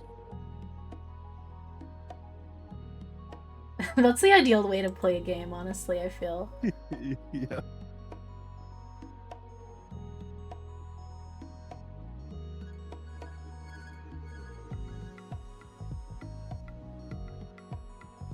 Thanks. I drew Watts myself.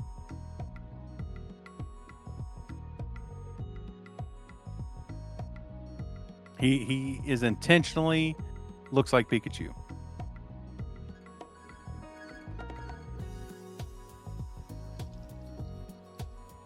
They do not know the power of the parasol and being hot.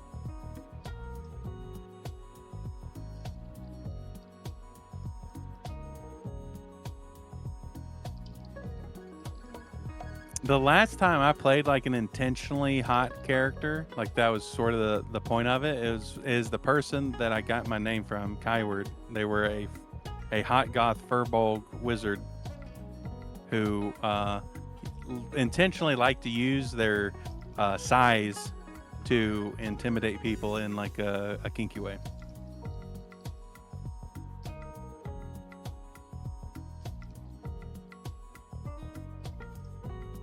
I was trying to go for a character that's like, you know, they're evil, but they're not like, you know, they're not like a capital evil, but like you're also, it's like, do we really want this person in our party? It's like they are actually helping us, and they're not like an asshole, but at the same time,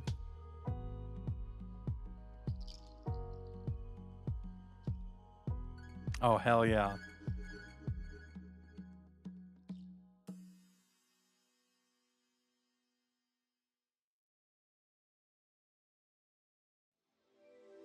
I would. So a funny thing. So one of my friends, we were doing a very lewd duet like campaign. So like I was GMing and it's just them as a player, and I had that character in the game, who at the time their name was still Kyward, and I had taken that as my name. So it was a little funny because there was there were sexy things happening while it was still using the same name. So I need to change that character's name at some point. It was very. There's some very wild stuff that happened in that campaign. The goddess of death was dominated. The Raven Queen was turned into a sub, and then essentially there was like a domination polycule thing going on because the character was had become like a demoness of lust and violence, and her roles were very good at times when it came to dominating certain people.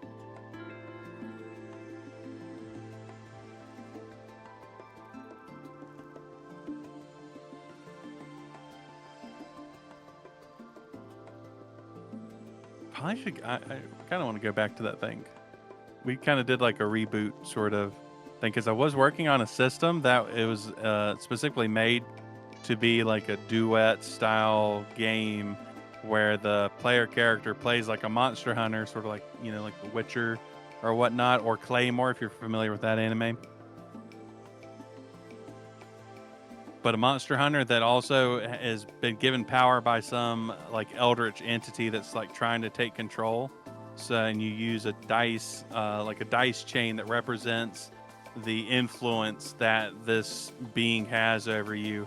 And the higher you get on, like where you have bigger dice, the more chances for like bigger, more impactful changes in story because this entity took control over you and made you do stuff that your character didn't necessarily want to do.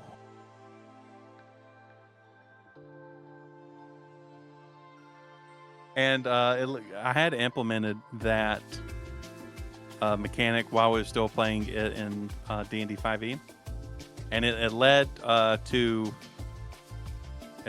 some interesting sex magic that happened.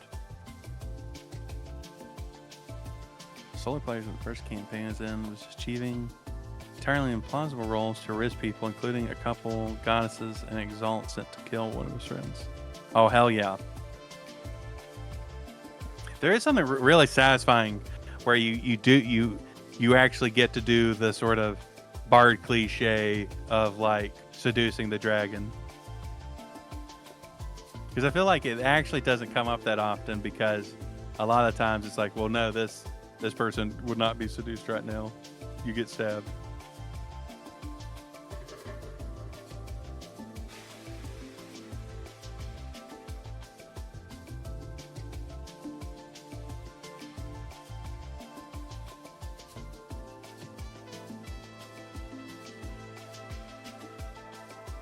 Exactly.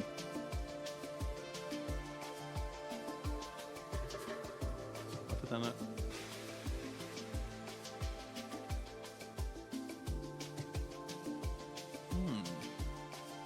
Foundry, did you break?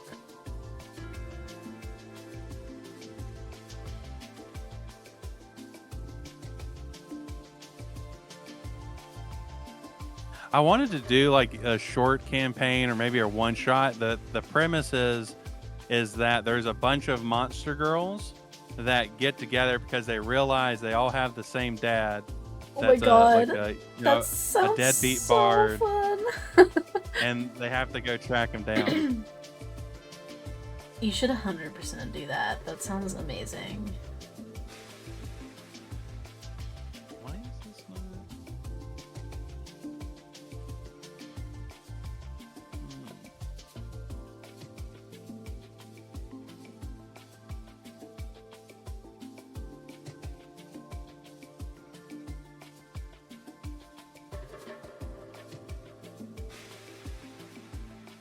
Oh, I see.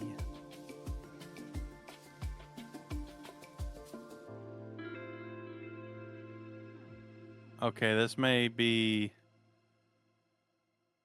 more difficult to add these abilities.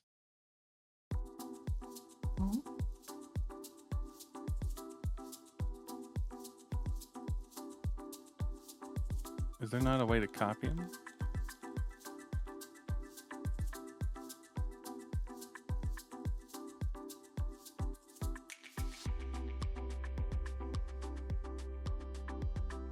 Well, I think we're just gonna have to do it the hard way.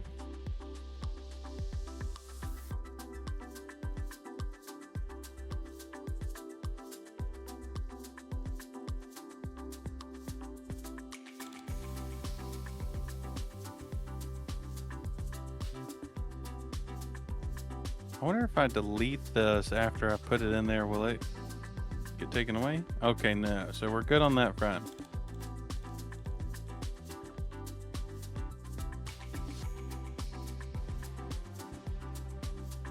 Squirtle bolt is magic.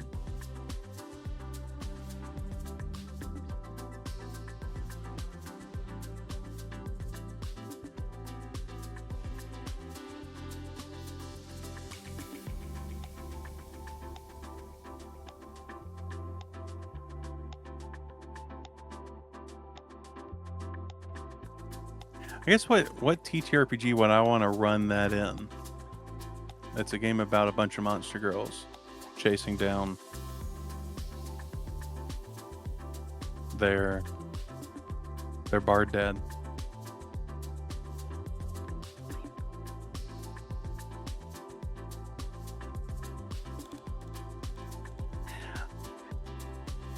I can see doing in Made RPG. I can see that being funny.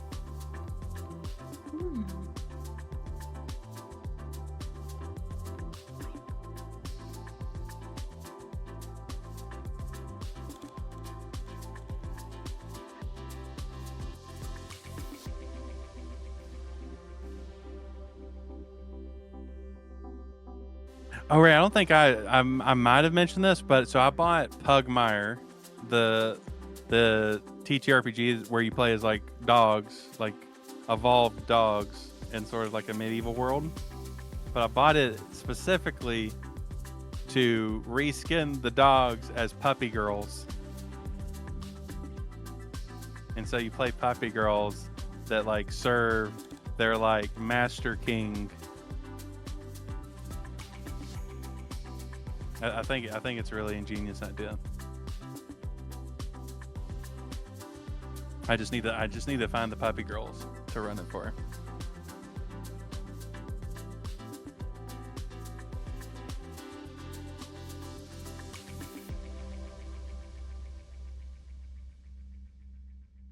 I even when I first.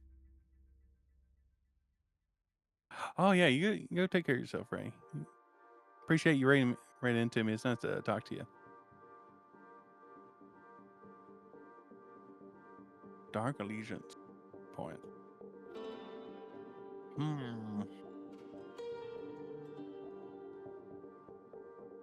I'm thinking maybe I just post.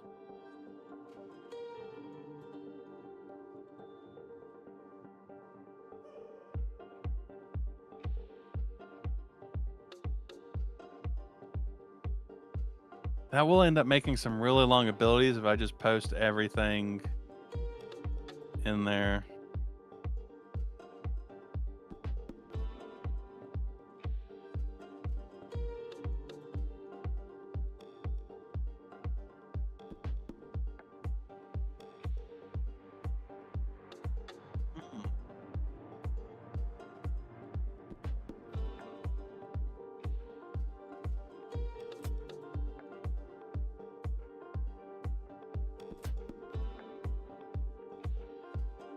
Let's see if I put. Let's see what supernatural leaping looks like when I put it in here. So that's under calling.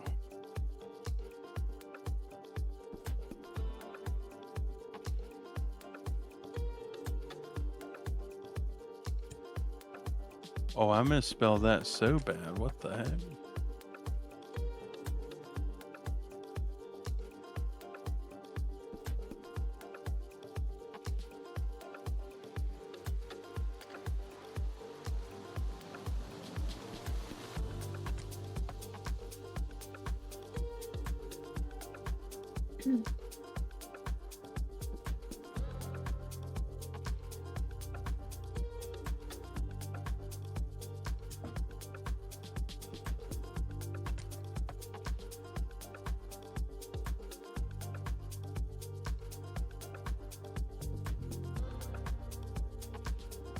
Oh yeah, that is very big.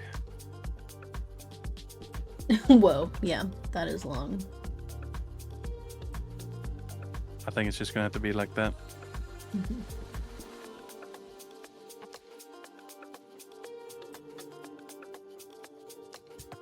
What program do you use for your closed captions? It is I think it's just called closed captions for OBS plugin. Nice. Close. I think it's at the top of the Google search. Closed captioning for OBS. Yes. Nice. I'll send it to you. I have a version, but actually, you know what? It might not be on OBS anymore after I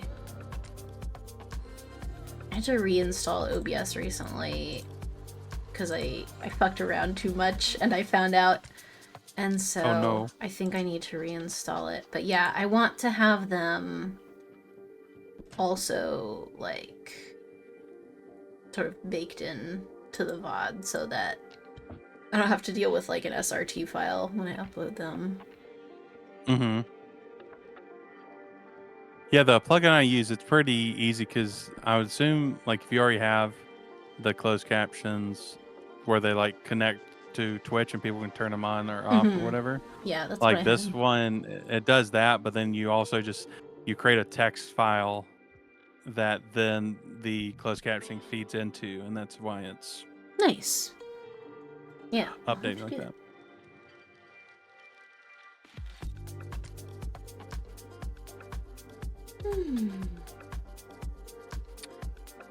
Where did you go, Foundry? Okay, so we can delete that.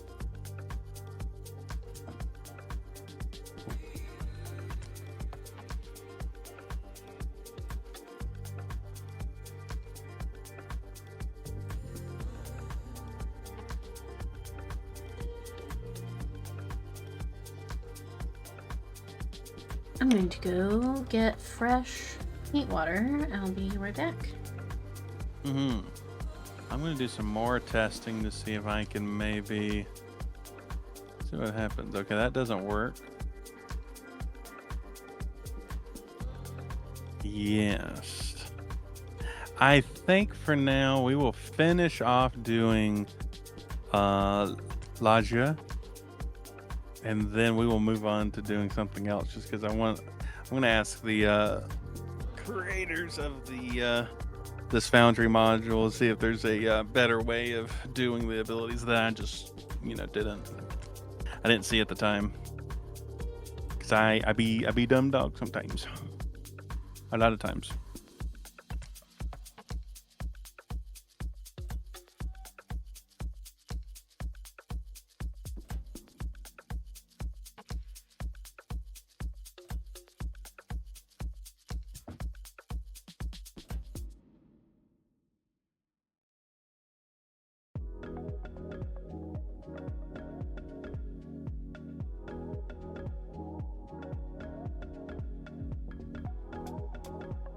This is not magic.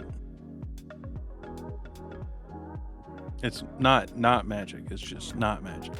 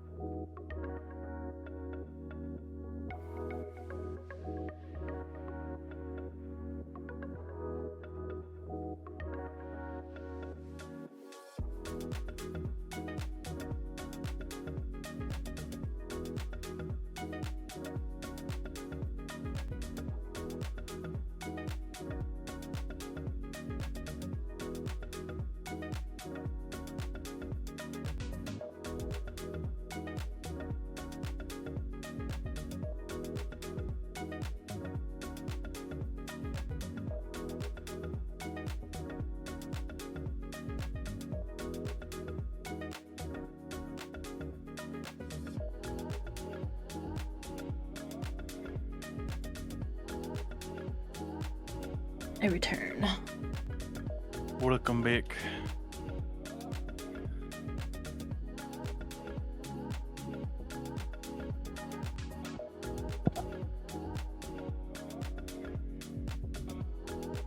Let's see. Now, how do I want to do this ability?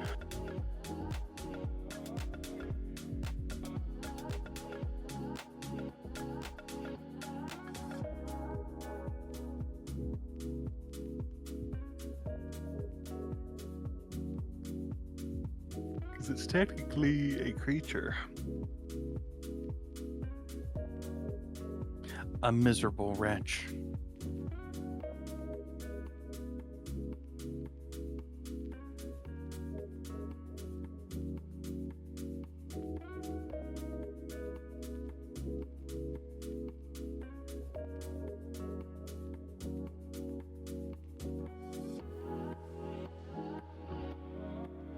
I can see Elijah being the character trope in anime where you have like the really like dominant like sadist lady that then like for whatever reason becomes like super soft and like cuddly for like the main character. Mm-hmm.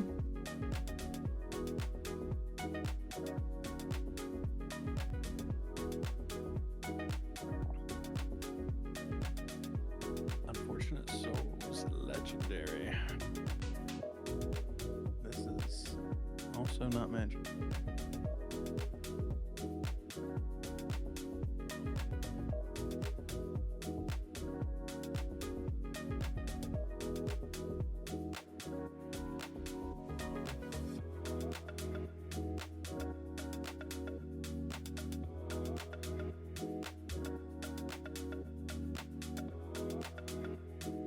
Okay.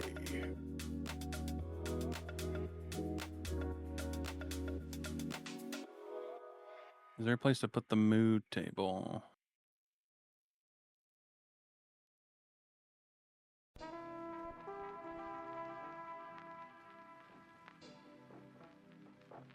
The mood table being like the reaction roll stuff that you see in D&D sometimes.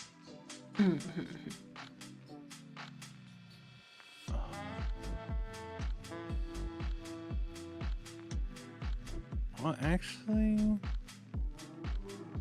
would it be better to have them as...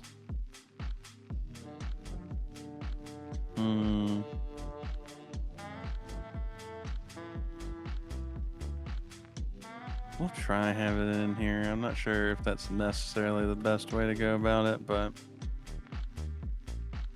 country dogs make do.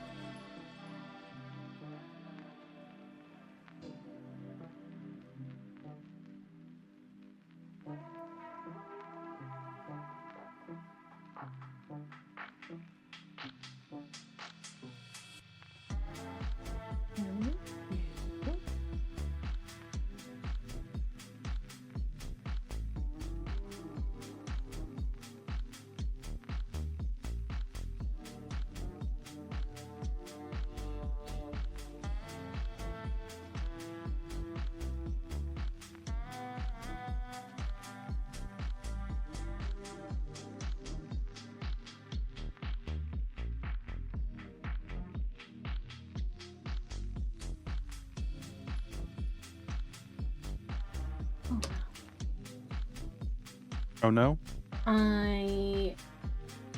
Nothing bad happened. I just realized I totally forgot to color part that I should have colored already. Oops. Oh, okay. Oopsie. But these all good. That's what makes art so precious. Hmm. Is the little slips up. The happy little accidents. Indeed.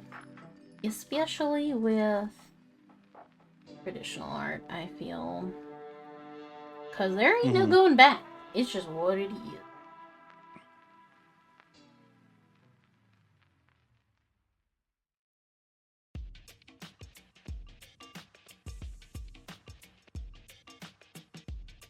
Which I think is why I've been enjoying traditional art a lot more lately than digital, because I can't mess with it forever.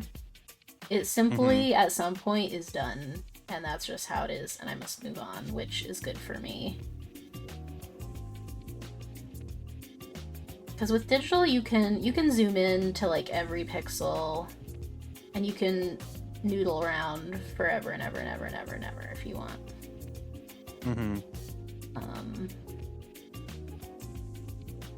And that, I think, was starting to really slow me down.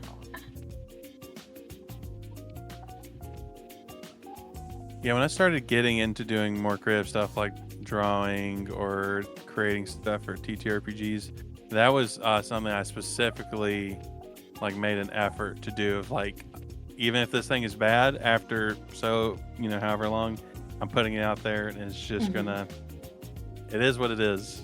Yes. And I feel like you improve more as well if you just sort of like do the thing, even if it's not your favorite, you leave it alone, and then you come back later with something fresh, and you have like learned from what you did more than if you tried to fix that thing forever, I think.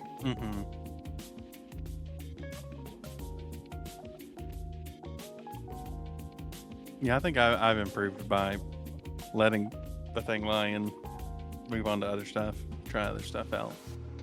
Let the brain absorb other creative stuff.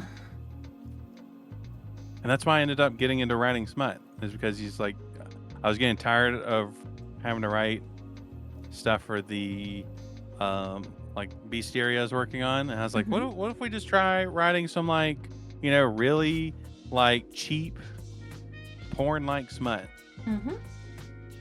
Like I'm gonna pretend that I'm on Tumblr and I'm thirsting over a character. I'm gonna get sloppy with it. Yeah, it's good for you.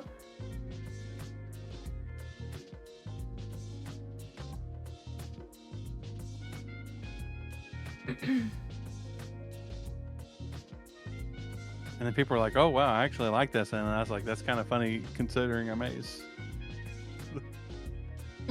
Yeah. Me too. Being ace is very powerful as a creator of the naughty things. I don't know why it's so powerful, but it somehow is.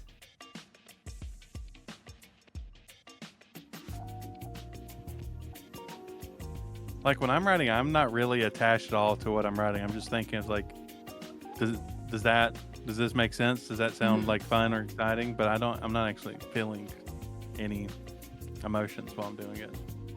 Outside, if I like have some clever wordplay or like end up writing something silly, then I'll get a chuckle. But other than that,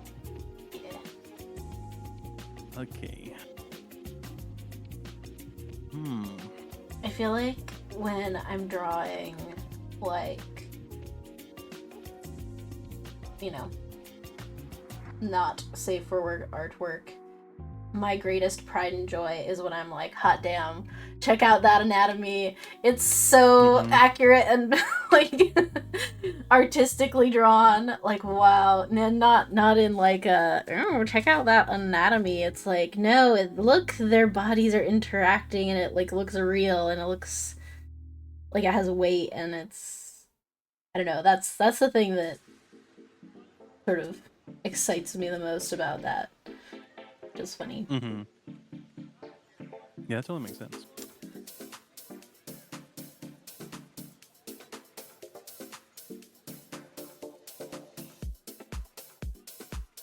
Oop. I'm making a token for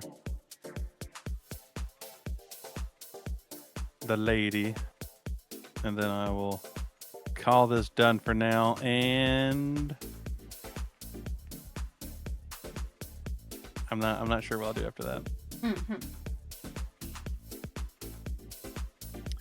Let's see, break assets. Need to make a new folder.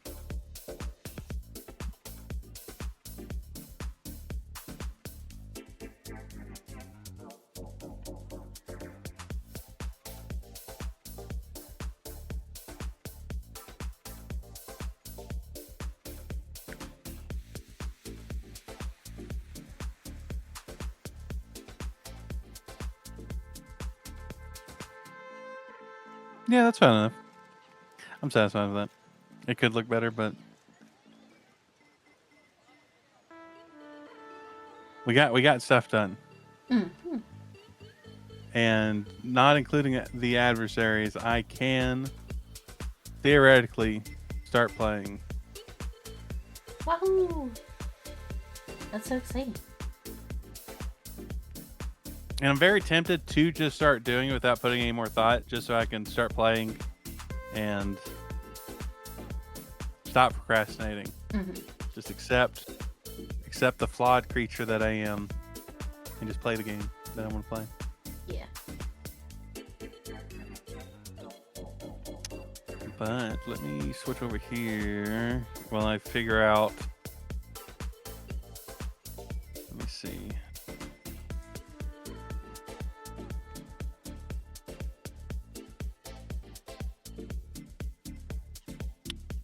I think I'm going to switch to Spirit City. I'm going to write some smut. I think that's what I'm going to do. Do it. Okay, so let's turn this off. Because I do need to make some progress. Because even when I finish it, I did technically promise that I would record audio for it. Mm-hmm. Which that's going to be a whole different thing. Are you gonna like narrate it, or are you gonna? Yes, I'm going to narrate it. Mm.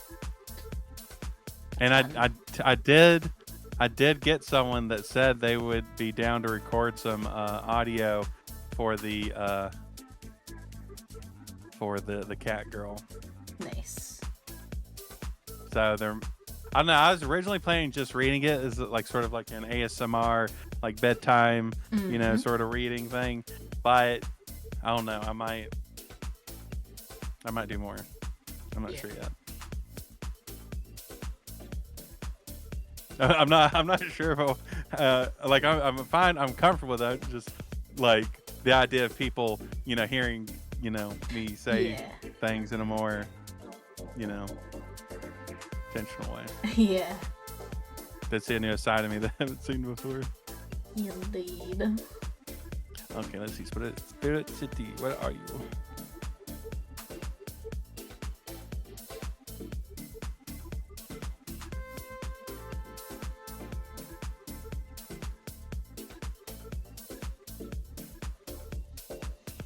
Well, I think technically, if I was to write it as a script to be read with dialogue, it would probably be better if I wrote it like in an actual script, Mm-hmm. which I have done before.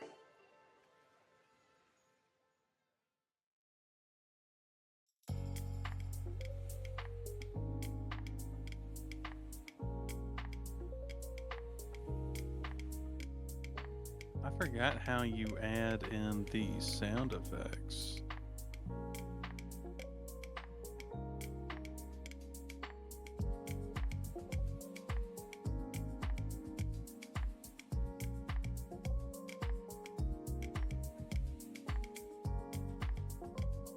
Oh, I just realized I could actually put that on VGen, like ASMR script writing. That's a thing you can put on there. Never thought about that.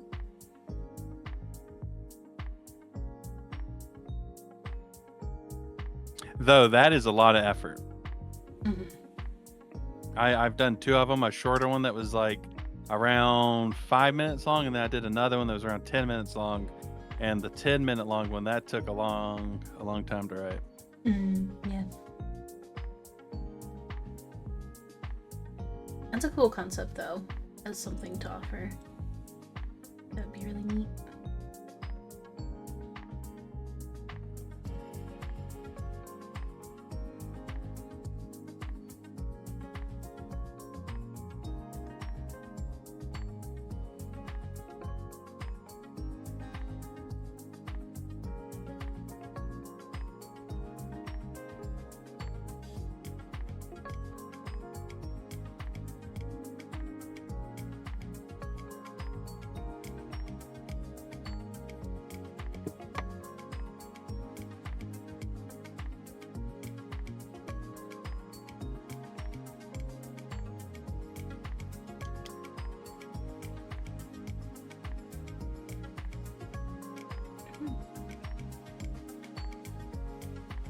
Okay, I need to.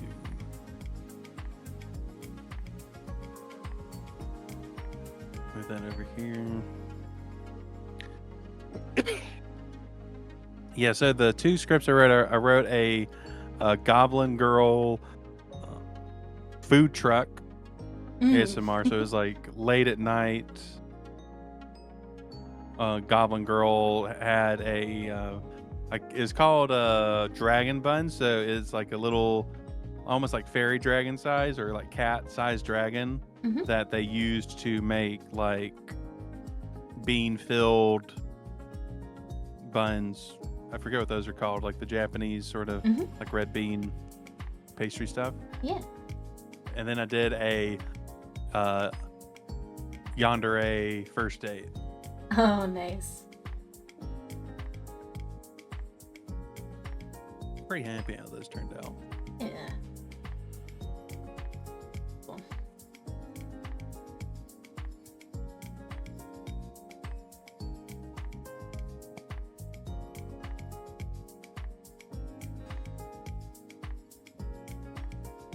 I'm just gonna like double check that nothing weird is happening and it's not capturing what I'm writing, because John Twitch would be very upset if he saw the words that are currently on my screen. He would. I don't see anything. I do still see Miss Lady just hanging out. She might approve. Who knows? I think she would. Mm-hmm. Wait, what? I already unlocked the slime?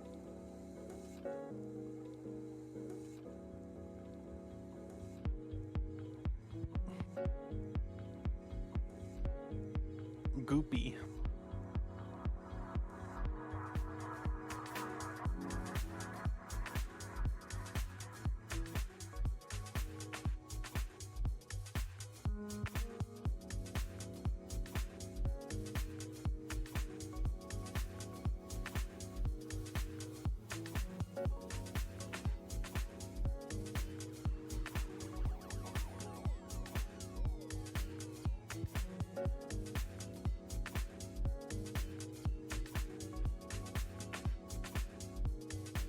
Before I start, I'm gonna get me another snack for my brain. I need the sugar to power my creativity.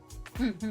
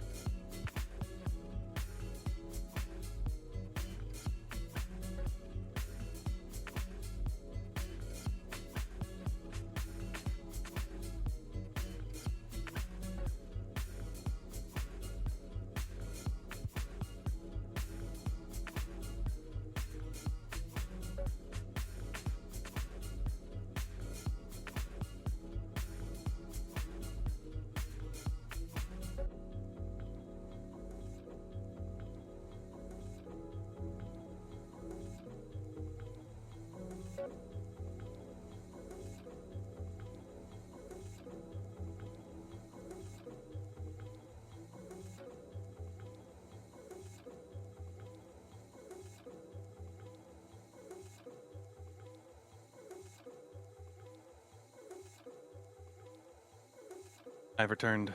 Hello. I decided powdered donuts was the thing to fuel me. That sounds so good, actually.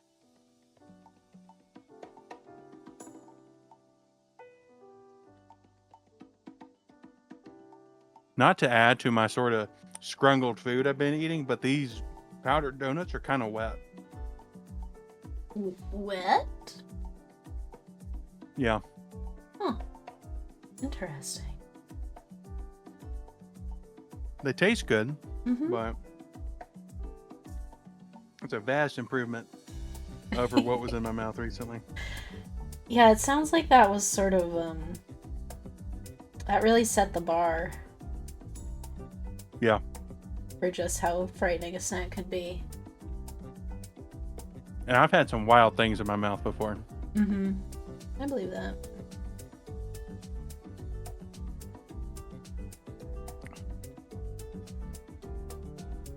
And y'all can take that how you want.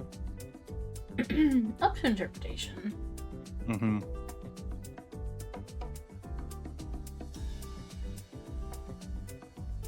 Wait, have I already unlocked this thing too? I feel like these spirit animals took a lot longer to unlock.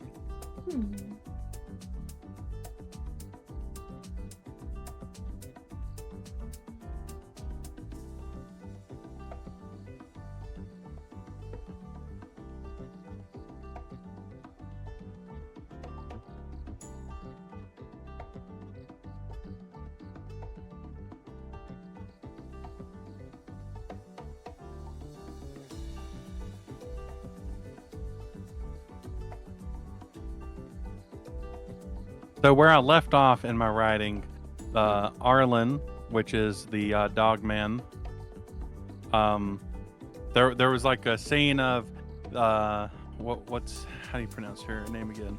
Vayora stumbled into the bathroom because it has been a really hot, muggy night, so she is sweaty and drenched. So she went into the bathroom to go, get the sweat off of her. But Arlen was already in there, and they like did the classic bump into each other. Of course, of course. And he was naked. So they have left that scene, and they're now back in their shared room. Like this is like a medieval fantasy thing from Hime's Legend of Akroth solo play. Nice. Well, they're back in their shared room, and Vayora has been a little bratty, not like capital B brat, but she's like, how come you keep treating me like I'm this like young naive person when she kind of is, because she like this is her first time leaving like her temple and going on an adventure. And so she's like, oh, I've seen people's stuff before, like I'm an adult. And then Arlen's like, okay. And now it's now a thing is on her head, or her face rather. Yeah. Something. We couldn't say what it is. Yeah, it's it's a silhouette. It could be anything. Indeed, indeed. It's Arlen's sword. That's what it is. That's, yes. Perfect. The dog man has unsheathed his sword and laid it for the cat girl to get a very close-up inspection. Yeah. In my head, this looks like she's being knighted, sort of. I don't know why that's what my brain did with that. But, I mean, you could do what you will with that.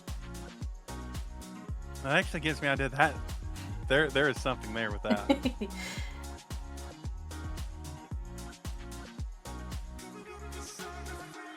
Oh, I'm blanking on the name. There's a comic artist that they pretty much did all like fantasy smut stuff, like short little comic strips, and they'd always have weird stuff like that, but I'm blanking on their name.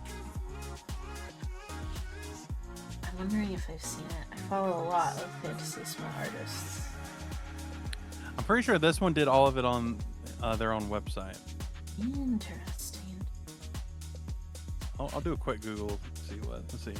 Fantasy comic smut. I'm getting a lot of like webtoon. I feel like webtoons have blown up recently, or like the site or app or whatever webtoon has blown up. Like, I hadn't heard about it before at all, and then within this year, I've been hearing a lot about it. Yeah.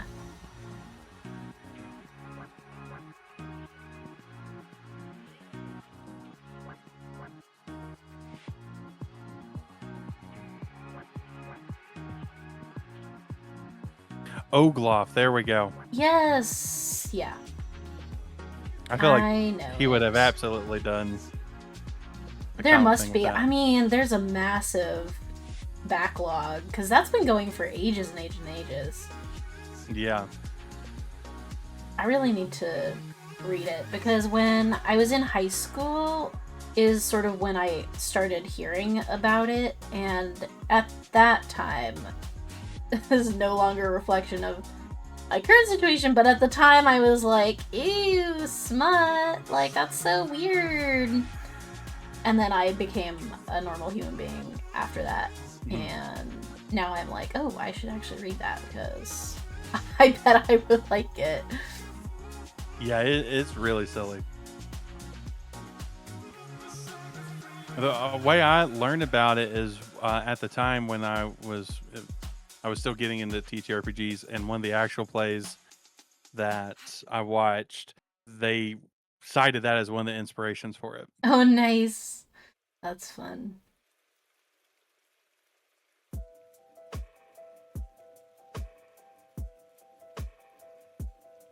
Oh, my allergies, they're attacking me. No. But it was West Marches by Roleplay when Roleplay was still around. Mm-hmm. I think I may have watched a couple of those. The first session they ever did, the adventure premise was that there was like a bear going around killing people, but what they discovered is that it was actually a woman that was taking a potion to turn into a bear so she could be with her bear lover. Oh, that's, good for her. And that was based off of the Canadian bestseller Bear. Of course.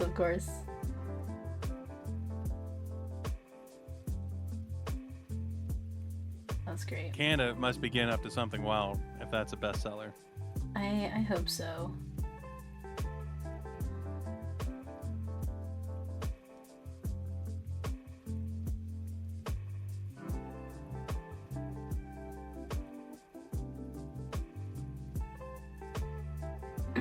Every day I mourn the fact that I can't draw smut on Twitch. I know there are other websites I can do it on, but I would do it on Maine if I was allowed to. I would. Just let me do it. Come on, man. Yeah, the best what you could do is have a filter that I guess blurs it.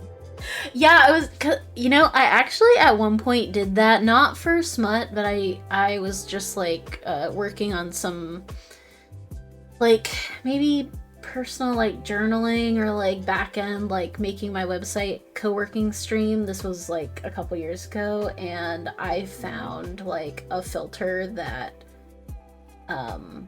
like Gaussian blurred the the screen enough to where it was like you can't actually see anything. But I need to set up my Carto so that I can do that. Because that's what I want to be drawing. And so I must. That could be a fun collab, like we randomly pick a thing that you draw and then I write. That That'd be so fun. Or I could illustrate like one of the things that you've written, you know, a scene from it or something. Mm-hmm. It would be fun.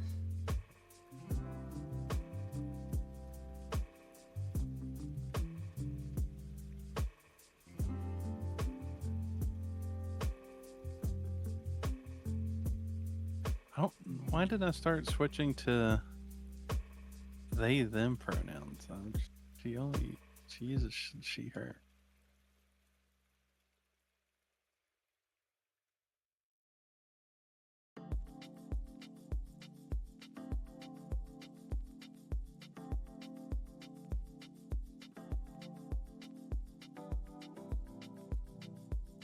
But when I finish with this, if you want to, if you read it and you want to draw something for it, I'm sure people will. Yes!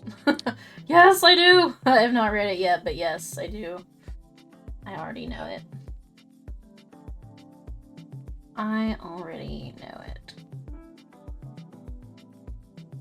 Where are you gonna put it when it's done? Honestly, I'm not sure. Like, if I was just the written thing, then I could just put that on like AO3. That'd be fine. But if the audio, I'm less sure about where to put that. Yeah, that's kind of a tough one. I was thinking I could just like I guess I could make the Fansly or whatever and just post smut there. I think it'd be fine. Yeah, I've been thinking about similar conundrums because I have been like sort of on the back end of like setting up a Patreon for a little while now, and I set it to be 18 plus because even though like I don't think I would do solely like smut and stuff, I would do some at least, and Patreon would be like meow. So I have to just set the whole thing to be that. But the thing is, when you set your Patreon to be an adult Patreon, they won't let you post videos. And that really tripped me up because I was like, but I also wanted to do like, maybe an exclusive like let's play, or maybe like art tutorials or like something. But you can't do that. And so I was not sure what I was gonna do. And I'm still not sure. So I don't know. I think the blue site would still work for that because even though it is primarily focused towards the one thing, it's not specifically like that. There are non-adult people that use that. Yeah. Yeah, I should look into that because it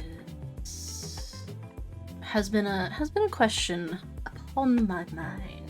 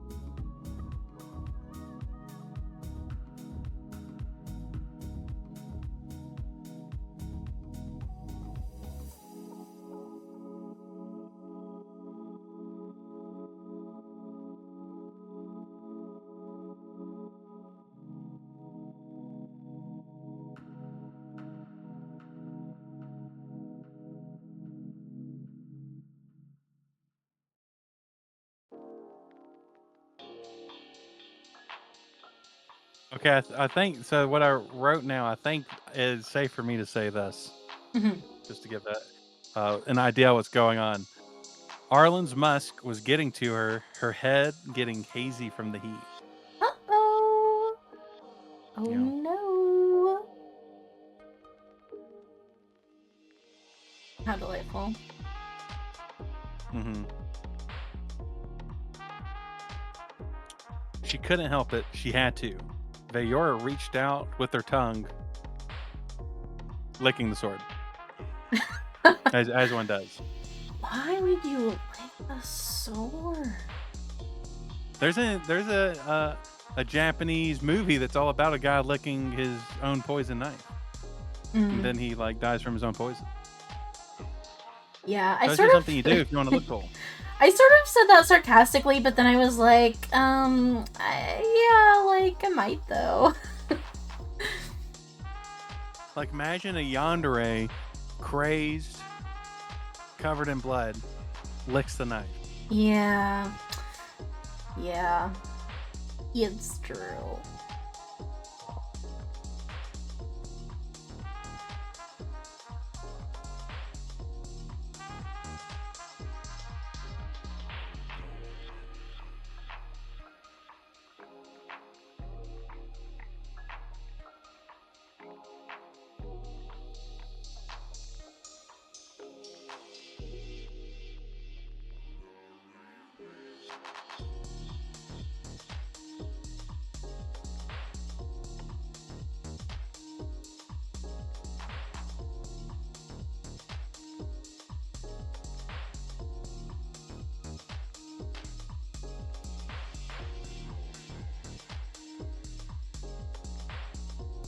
This does make me want to return to a drawing that I have been percolating on for a while, but I kind of have been ignoring it, but I found a really good reference of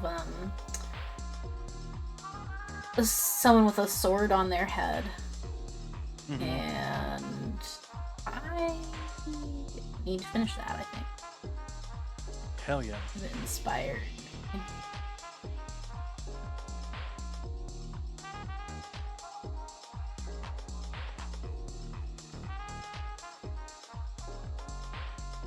It's also, like, kind of unfortunate because as I have become, like,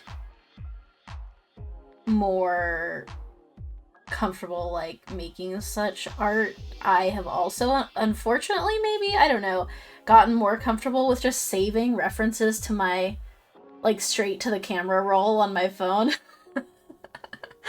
Which, like, doesn't bother me, but I'm like, someday someone is gonna ask me to see, like, a totally innocent picture of, like, you know, a cat or a family member or something, and I'm gonna have to be like, hold on, let me just hide, like, 50 pictures, and then we can look. We can just say it's like, you know, you have to go, like, you have, you know, art client stuff. You don't want to, it's like private. You don't want to share their stuff. Right, exactly, yeah.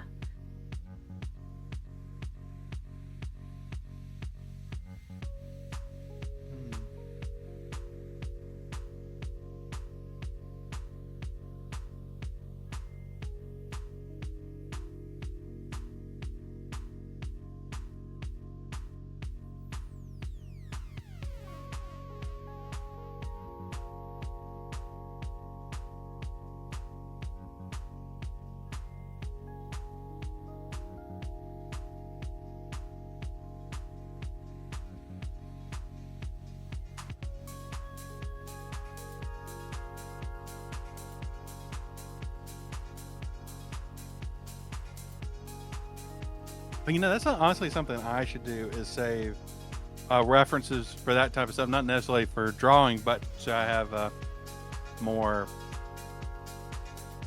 visualization for my wordsmithing. Yeah.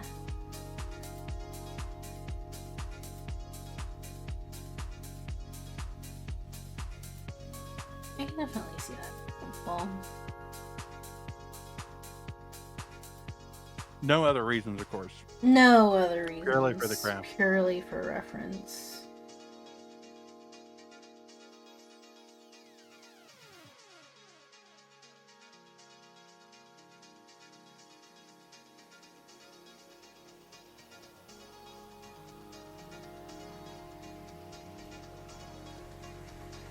It's like that meme that I sometimes see going around. It's like someone reading an inflation magazine on the train, and they're like, I just read it for the articles, don't worry.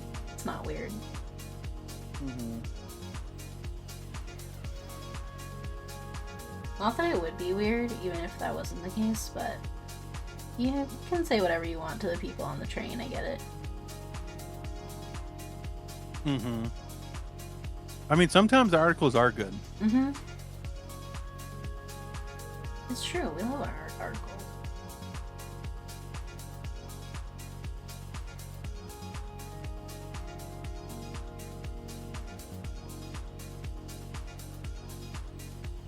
That would actually be a fun zine project of doing like a magazine, like for Stray City, so a fake magazine. Mm-hmm. Yeah, that would be cool.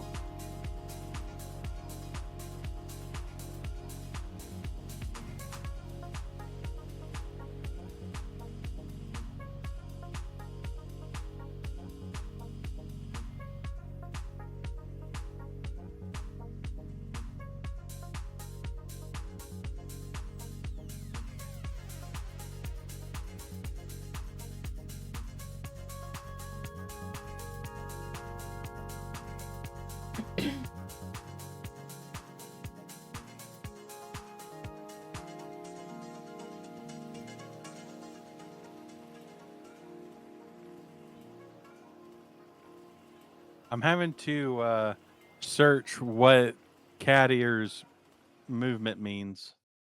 Mm. Excellent.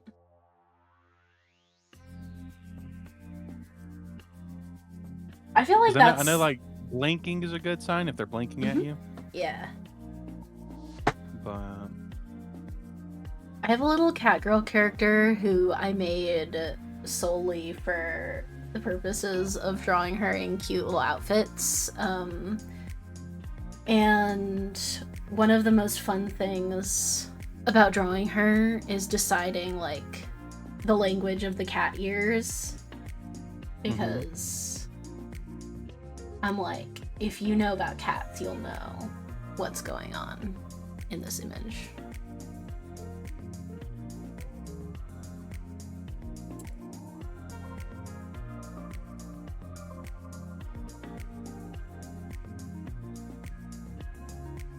okay, I think it's giving me enough information.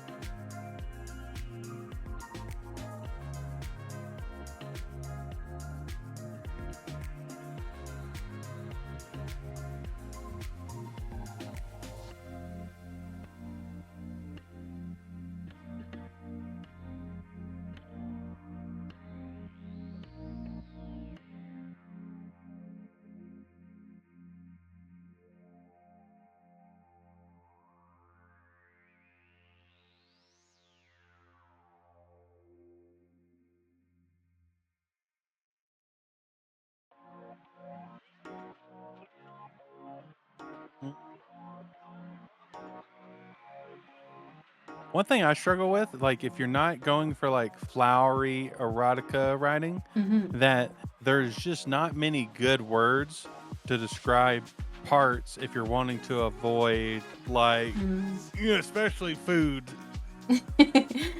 Yeah. It is true.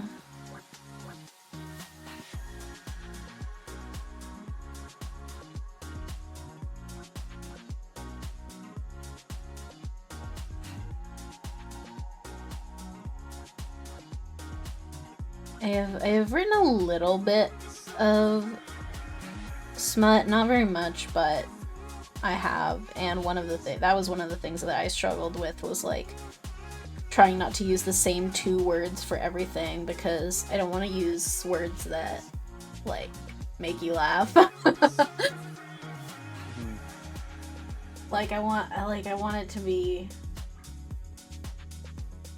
appealing in a certain way, but like not, yeah, I don't know.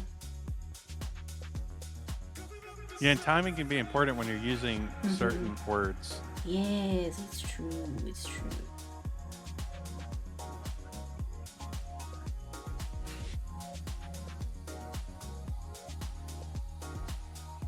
Ultimately, I didn't worry about it too much, because I was like, I would probably just make this into a comic script anyway, in which case it doesn't matter. It's just for me to know, like, and then I draw it. But I guess I was still trying to make it sound good, and I was like, what else can you call this? I don't know. Well, we've learned sword is an option.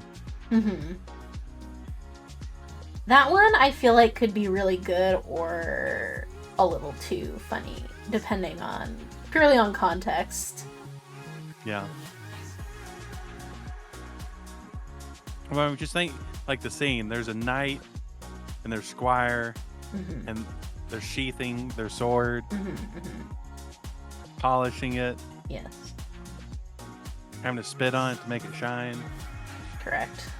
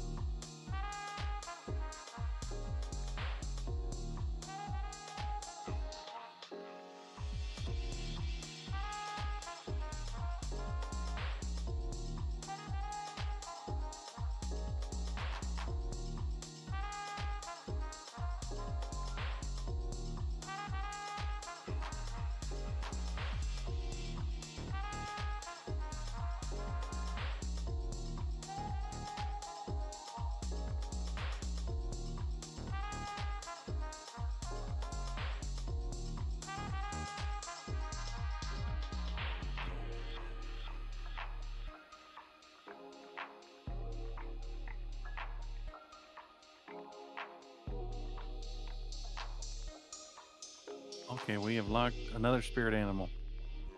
Mm. There must be at least some bit of whiplash considering the game that is on screen with these cute little animals. He's cute. Oh my gosh. Okay, let's see. My room has been extra hot lately. I wonder if there's something with the fireplace. So I gotta go to the fireplace. Well, things are certainly getting hot. Indeed, they are. How appropriate.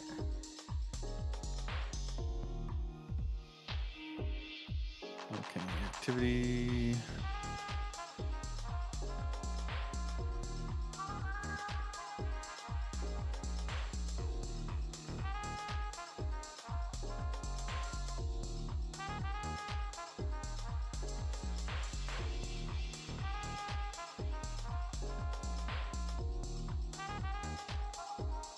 Oh, I probably need the fireplace sound.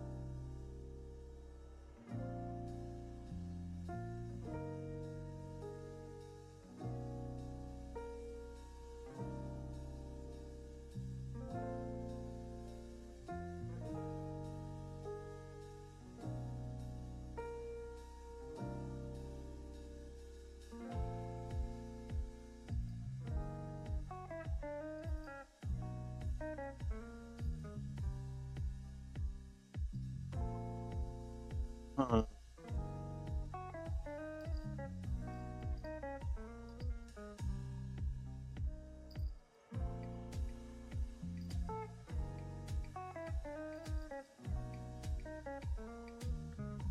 I'm gonna have to search something really weird. I'm so curious. I'm trying. So I don't want to use daddy or like anything like that. Right. But I want something that in the same vein, but it's specifically dog themed.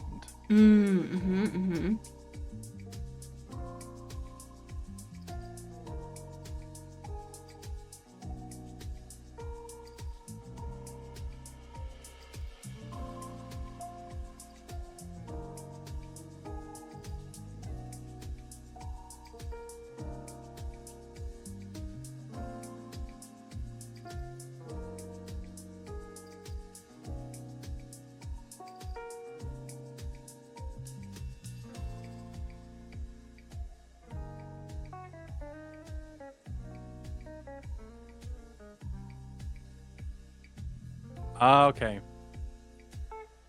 Stud is the word. See, that's what I was gonna say, but then I don't know.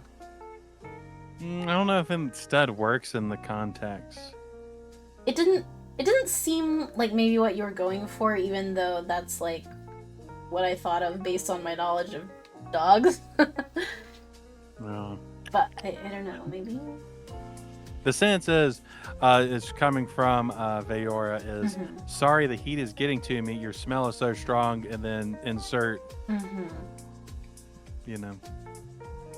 so stud wouldn't work, on sire wouldn't work. I'm gonna have to...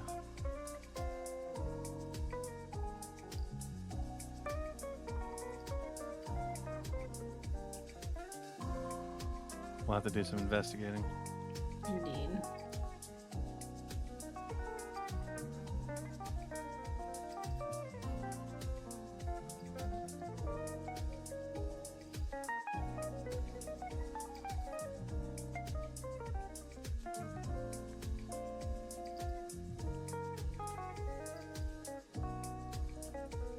I guess I could do my stud. That does improve it.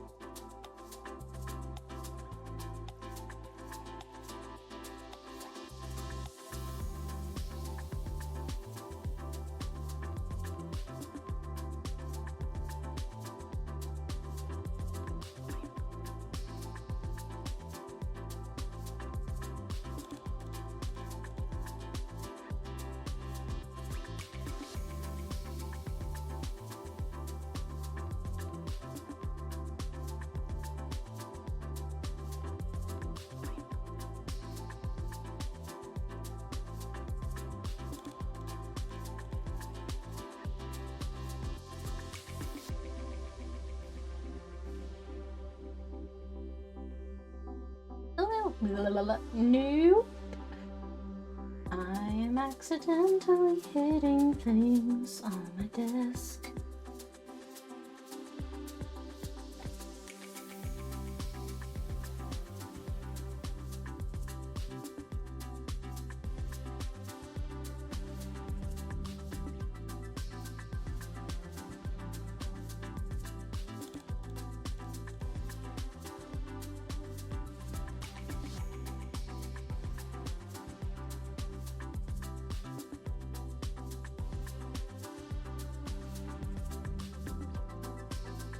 Oh, hello?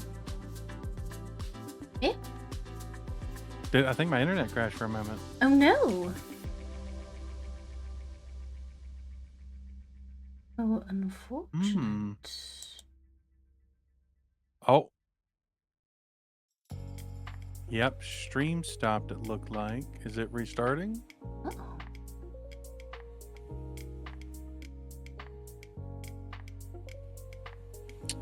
Are we still in the shared chat? Oh yeah, I did say you went offline. Hang on, let me see if you came back now. And... Oh yeah, it looks like I'm completely offline on Twitch. Oh yes, you are. Oh no.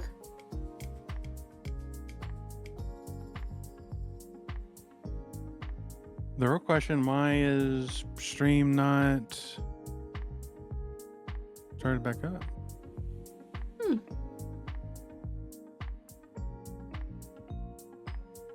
Okay, now it says it's back up, I think.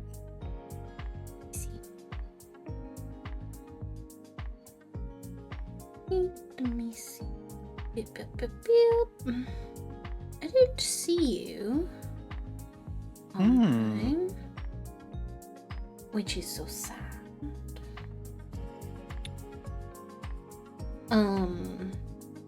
I mean, I probably would have to be going in not too long if we want to call it here so you can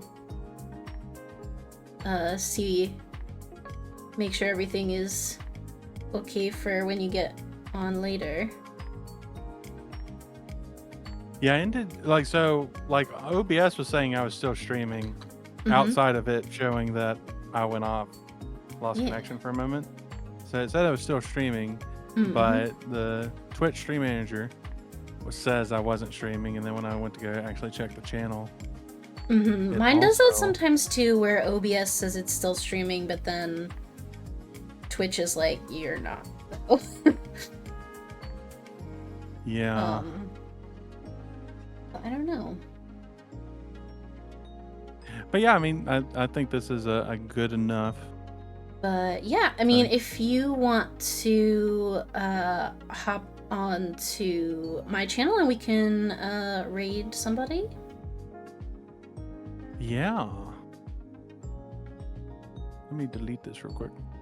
Get out of here, you 1 minute and 40 seconds. Get out of here.